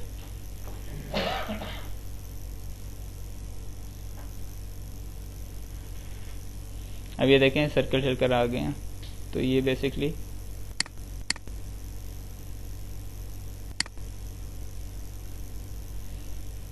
जो कैट की फाइल मैंने इसमें रेफरेंस की हुई है वो साथ इसमें अपीयर होना शुरू हो गई है। तो रेफरेंस में इसमें आप कैट की फाइल भी रेफरेंस कर सकते हैं, डीजीएन फाइल भी रेफरेंस कर सकते हैं। प्लॉट प्लान मैंने इसमें रेफरेंस किया। आपने लेआउट रेफरेंस करना चाह रहे हैं, कुछ भी रेफरेंस करना चाह रहे हैं वो आप कर सकते हैं। स्केल इसमें इस वर्जन में बाय डिफ़ॉल्ट वो एज्यूम करता है कि आपने वही स्केल रखा हुआ है ड्राइंग का जो मॉडल का।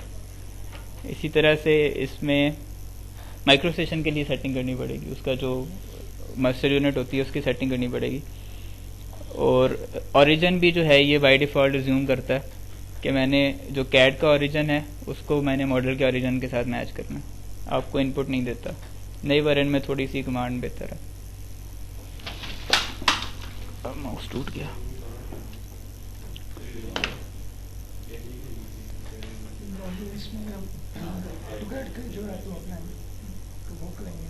ये भी मैंने ऑटोकैड की फाइल जो है वो DWG फॉर्मेट की ही फाइल DW हो जाती है। SPCD 6 में लिमिटेशन ये है, SPCD 6 में ये है कि ऑटोकैड का 2000 फॉर्मेट फाइल सिर्फ ये रिकॉग्नाइज करता है। तो आपका कोई नए वर्जन में सेव हुई है 2004 2010 तो उसे आपको सेव एज करना पड़ेगा 2000, फिर वो इसमें रेफरेंस होगी, वरना एरर देगा। तो ये चीज़ें तो डेफिनेटली वो वर्जन के साथ चेंज होने वाली चीज़ें। जैसे जैसे नया वर्जन आएगा वो नए फॉर्मेट भी सपोर्टेड होंगे। माइक्रो सेशन J जो है वो सपोर्टेड है, 7 जो है। 8 मैंने चेक नहीं की, वो नहीं होगी क्योंकि वो इस सॉफ्टवेयर के बनने के बाद आई है, तो इसे कैसे पता होगा। तो आज के सेशन के लिए यही चीज़ें थी। इसमें आप लोगों के काफ़ी ज़्यादा लोगों के पास तो इंस्टॉलेशन हो गई है और जिनके पास नहीं हुई वो होपफुली आज कंप्लीट हो जाएगी। हाँ चल नहीं रहा है इसलिए कि हमने ये कॉन्फ़िगरेशन नहीं करवाई थी अभी, प्लांट की कॉन्फ़िगरेशन नहीं कराई थी। वो कॉन्फ़िगरेशन मैं अभी उससे कहता हूँ वो कर देता है आप लोगों के सिस्टम पे। प्लस सिस्टम स्लो जिनके हैं, सिस्टम जो स्लो है उसका ये हल हो सकता है।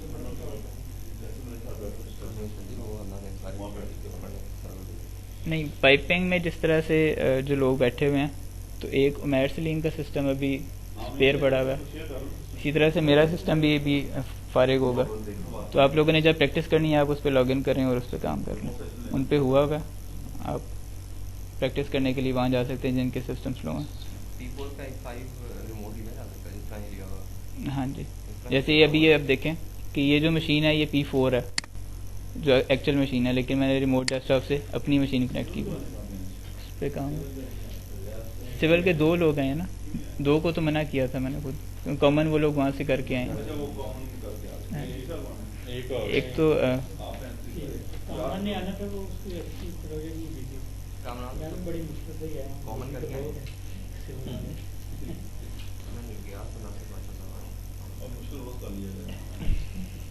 सिविल वाले डेली हैं, हाँ जी।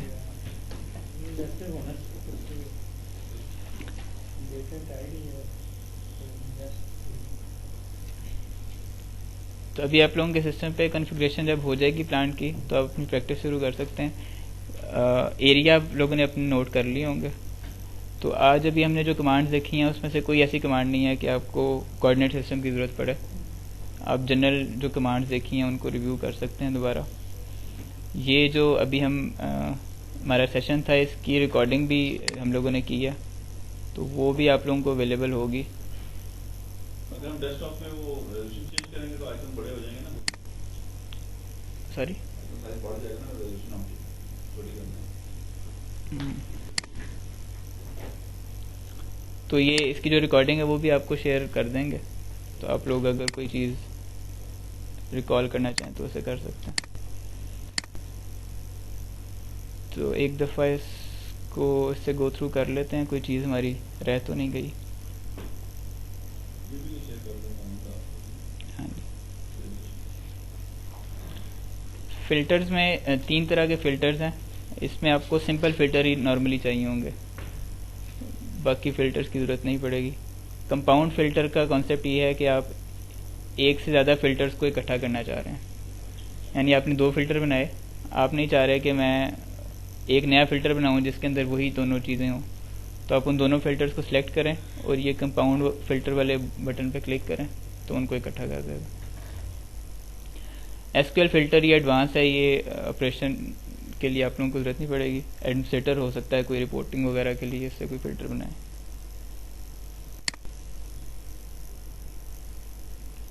इसी तरह से फिर फ़िल्टर्स में फ़ोल्डर बनाने की ऑप्शन भी है। आपने अपने माई फ़िल्टर्स में हैं, आप अपने फ़िल्टर्स को अरेंज करना चाह रहे हैं, तो आप अपने इसमें फर्दर माई फ़िल्टर को सिलेक्ट करेंगे और उसमें फ़ोल्डर बना सकते हैं। तो फ़िल्टर्स चूँकि काफ़ी ज़्यादा यूज़ होते हैं इसलिए उसमें इन लोगों ने काफ़ी ऑप्शंस भी दी हैं। जैसे मेरे माई फ़िल्टर्स हैं, मैं इसमें एक फ़ोल्डर बना के उसमें अपने फ़िल्टर्स को मूव कर सकता हूँ। ये मैंने अपने फ़िल्टर में इसमें मूव कर दिया, ठीक है, ग्रुप हो गया मेरे लिए, वहाँ तक पहुँचना आसान है। इसी तरह से प्लांट फ़िल्टर बने हुए थे तो उसको फंक्शनली मैंने ग्रुप किया हुआ, ISO से रिलेटेड हैं, SPR से रिलेटेड हैं, आप जैसे आप अरेंज करना चाह रहे हैं। माई फ़िल्टर में तो वही चीज़ें नज़र आएंगी जो आपकी हैं, तो उसमें इनिशियल की ज़रूरत नहीं पड़ेगी, किसी भी तरह आप अरेंज करना चाहें कर सकते हैं। प्रॉपर्टीज़, रीनेम, डिलीट, ये मैंने आपको एक्सप्लेन कर दिया। फ़िल्टर्स आप मैनेज कैसे कर सकते हैं।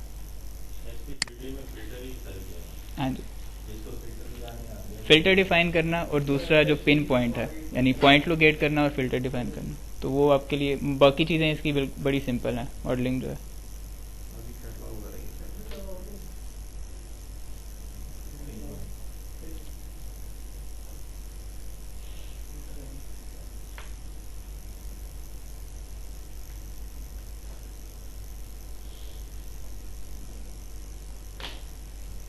अच्छा, व्यू मैनिपुलेशन रह गई है, वो हम देख लेते हैं। सॉरी, व्यू मैनिपुलेशन हो गई है।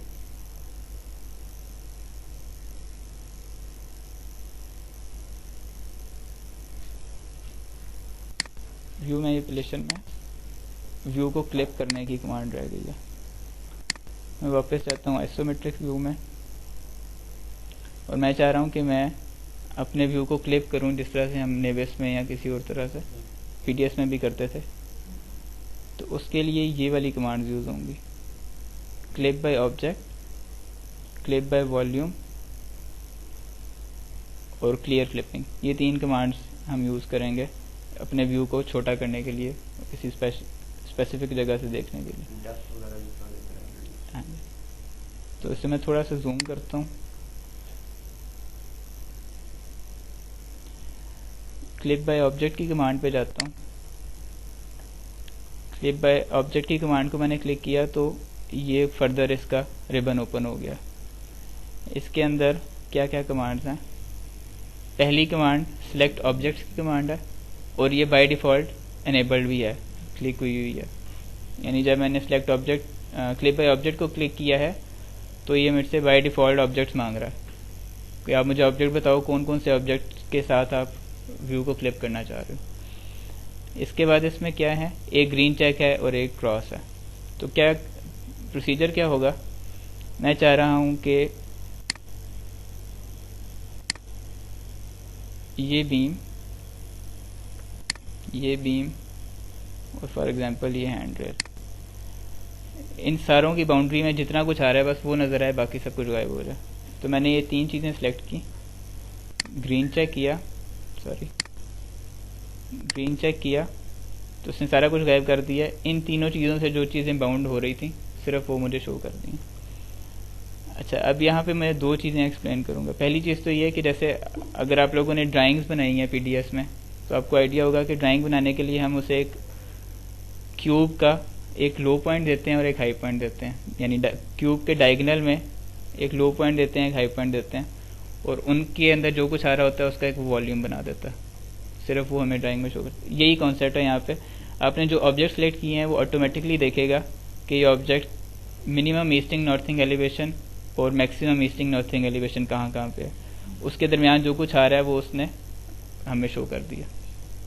वापस जाना है तो मैं क्लियर क्लिपिंग करूँगा और सारा कुछ दोबारा अपीयर होने लग जाएगा। अच्छा, मैं दोबारा से इस कमांड को एक दफ़ा सेलेक्ट करता हूँ। तो अब ये देखेंगे कि मैंने यहाँ माउस रखा, थोड़ी देर रखा तो यहाँ पे साथ एक क्वेश्चन मार्क आने लग गया। ठीक है, जब ये क्वेश्चन मार्क आ जाएगा एरो के साथ और फिर मैं क्लिक करूँगा तो ये एक नई विंडो खोल देगा क्विक पिक की। क्विक पिक में क्या है कि मैंने यहाँ माउस रखा था। अब सिस्टम को क्लियर नहीं है कि मैं यहाँ पे क्या चीज़ सेलेक्ट करना चाह रहा हूँ, क्योंकि यहाँ पे कोई 5-6 चीज़ें अवेलेबल हैं। ठीक है, तो उसने मुझे क्वेश्चन मार्क बता दिया कि मैं पिक कर लूँ कि मैंने कौन सी चीज़ सेलेक्ट करनी है। अब मैं इसके ऊपर जैसे जैसे मूव करूँगा तो वैसे वैसे वो चीज़ें हाईलाइट करता रहेगा कि मैं 1 का क्या मतलब है, 2 का क्या मतलब है। अब 3 जो है ये इसका एक एज है, 4 कोई और ज्योमेट्री है, 1 जो है ये पूरा का पूरा बीम था। ठीक है, तो इस तरह से ये ढेर सारी चीज़ें हैं जो मुझे अलाउ कर रहा है कि मैं पिक कर लूँ। अच्छा, मैं अपनी सारी कमांड ख़त्म करता हूँ इस पे क्लिक करके। तो अब ये देखेंगे कि ये एक ड्रॉप डाउन आ रहा है। इस ड्रॉप डाउन को कहते हैं लोकेट फिल्टर। ये आप नोट कर लें, या आप फर्दर जब वर्किंग करेंगे तो आपको ये काफ़ी हेल्पफुल होगा। लोकेट फिल्टर की मदद से हम लिमिट कर सकते हैं कि हम किस तरह की चीज़ें सेलेक्ट करें। अच्छा, ये कल की चीज़ें, इसको ये डिटेल से जो है एक्सप्लेन करेंगे कल भी। तो लोकेट फिल्टर में हम ये डिफाइन करते हैं कि हमने किस तरह की चीज़ें पिक करनी है। फॉर एग्जांपल मैं अभी किसी टास्क में चला जाता हूँ, सारी चीज़ें आपको दोबारा एक्सप्लेन होंगी। मैं सिर्फ अभी जो आपको चीज़ें बता रहा हूँ ये थोड़ा सा इंट्रोडक्शन दे रहा हूँ। टास्क में चले गए, तो इस लोकेट फिल्टर में देखेंगे कि काफ़ी सारी चीज़ें आ गई हैं। ठीक है, अगर मैं इसको ऑल पे रखूँगा और कुछ सिलेक्ट करने की कोशिश करूँगा तो ये मुझे एक लंबी लिस्ट दिखा देगा क्विक पिक में, जिसके अंदर ये एज भी आ रहे हैं, पूरे का पूरा कंपोनेंट भी आ रहा है। आगे जा रहा हूँ तो मैं ये फ्रेमिंग कनेक्शन भी आ रहा है, सारी चीज़ें आ रही हैं। लेकिन अगर मैं अपने फ़िल्टर को, लोकेट फ़िल्टर को लिमिट कर देता हूँ, मैं उसे कहता हूँ कि मुझे सिर्फ पाइप फीचर्स दिखाओ। पाइप फीचर्स क्या होते हैं, जब हम पाइपिंग की ट्रेनिंग करेंगे तो डिटेल में डिस्कस करेंगे। पाइप फीचर दिखाओ, तो मुझे लोकेट करने के लिए सिर्फ पाइप फीचर दे रहा है। अब मैं यहाँ पे स्ट्रक्चर के ऊपर आता हूँ तो ये मुझे सिलेक्शन अलाउ ही नहीं कर रहा। ठीक है, क्योंकि मैंने लोकेट फिल्टर को लिमिट कर दिया। तो इसको भी हम बड़ा फ्रीक्वेंटली यूज़ करेंगे। मैंने सिर्फ ये थोड़ा सा इंट्रोडक्शन दे दिया, मैं वापस अपनी कमांड पे आ जाता हूँ, क्लिप बाय ऑब्जेक्ट पे, जो हम देख रहे थे। क्लिप बाय ऑब्जेक्ट से हमने देखा कि एक चीज़ मैंने पकड़ ली, उसके बाद ये मैंने कॉलम पकड़ लिया और ग्रीन चेक कर दिया, तो उसने मुझे सिर्फ वो वॉल्यूम दिखा दिया जो इनकी लोग ईस्टिंग एलिवेशन नॉर्थिंग और हाई ईस्टिंग एलिवेशन नॉर्थिंग उसमें कवर हो रहा था। अच्छा, दूसरी जो कमांड है व्यू को क्लिप करने की, वो क्लिप बाय वॉल्यूम है। पहले मैं पिछली कमांड को डीएक्टिवेट करता हूँ, क्लिपिंग को ख़त्म करता हूँ। अब मैं क्लिप बाय वॉल्यूम पे चला जाता हूँ। तो ये मुझसे कह रहा है कि पिक फर्स्ट एरिया पॉइंट, पहला पॉइंट मैं उसे बताऊँ कि जहाँ से मैं क्लिप करना चाह रहा हूँ। मैं फॉर एग्जांपल कोई भी यहाँ पे पॉइंट पकड़ लेता हूँ। अब वो मुझसे कह रहा है कि मैं दूसरा पॉइंट पकड़ूँ जो कि जिसकी मदद से वो एक एरिया बना देगा। अब देखिए मैं माउस को मूव करता हूँ तो ये मुझे साथ साथ एक एरिया शो भी कर रहा है। ठीक है, मैं यहाँ पे कोई पॉइंट पकड़ लेता हूँ।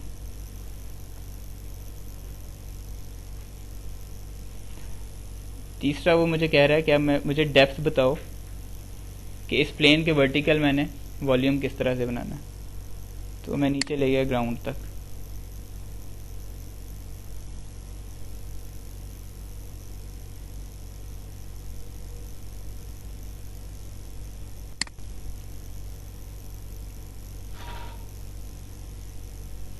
अच्छा, सारे पॉइंट्स मैंने पकड़ लिए, तो वो मुझसे कह रहा है सिलेक्ट व्यू। व्यू पहले से सिलेक्टेड था, मैं इसको फिनिश करूंगा तो ये क्लिप करेगा। कैंसिल हो गई है कमांड।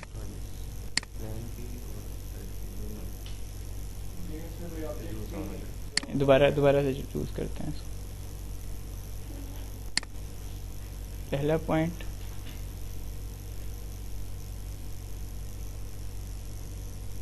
दूसरा पॉइंट,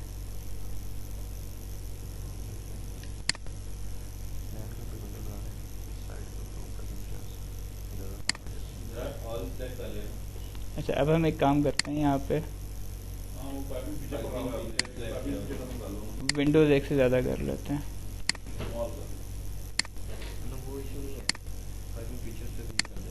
इसको टॉप कर देते हैं, इसको ऐसे रहने देते हैं। क्लिप बाय वॉल्यूम, पहला पॉइंट मैं यहाँ पे पकड़ता हूँ, दूसरा पॉइंट मैं यहाँ पे पकड़ता हूँ।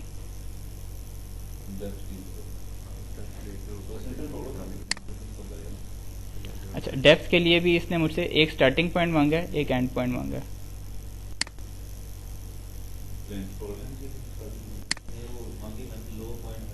चार पॉइंट मैंने दे दिए, तो अब ये पूरा वॉल्यूम यहाँ पे बन गया।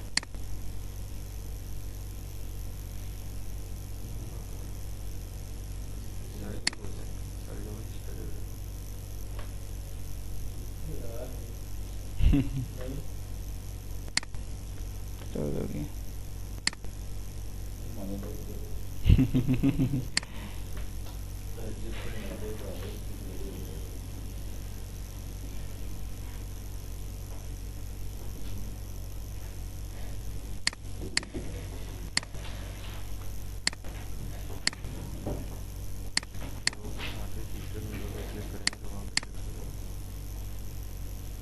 भी आपने फिटनेस कर लिया हो ये थोड़ा मुश्किल है सीखने के लिए तुमको ये बात ही मुश्किल है डॉट गार्ड नहीं है सीक्वेंस ऑफ कमांड जो लिखा हुआ नीचे आ रहा है वो पढ़ना उस तरीके से काम करना ये बड़ा जरूरी है इसलिए हिकमत से लिखना बड़ा इम्पोर्टेंट है आप जो करेंगे उसको लिख लीजिएगा कल को नेक्स्ट टाइम करने जाएंगे तो खुद याद नहीं होगा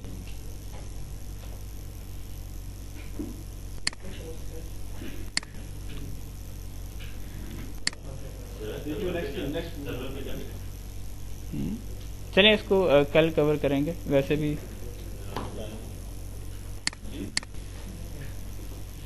आज का टाइम पूरा हो गया सॉफ्टवेयर का भी पता चल गया बंद करने से पहले वीडियो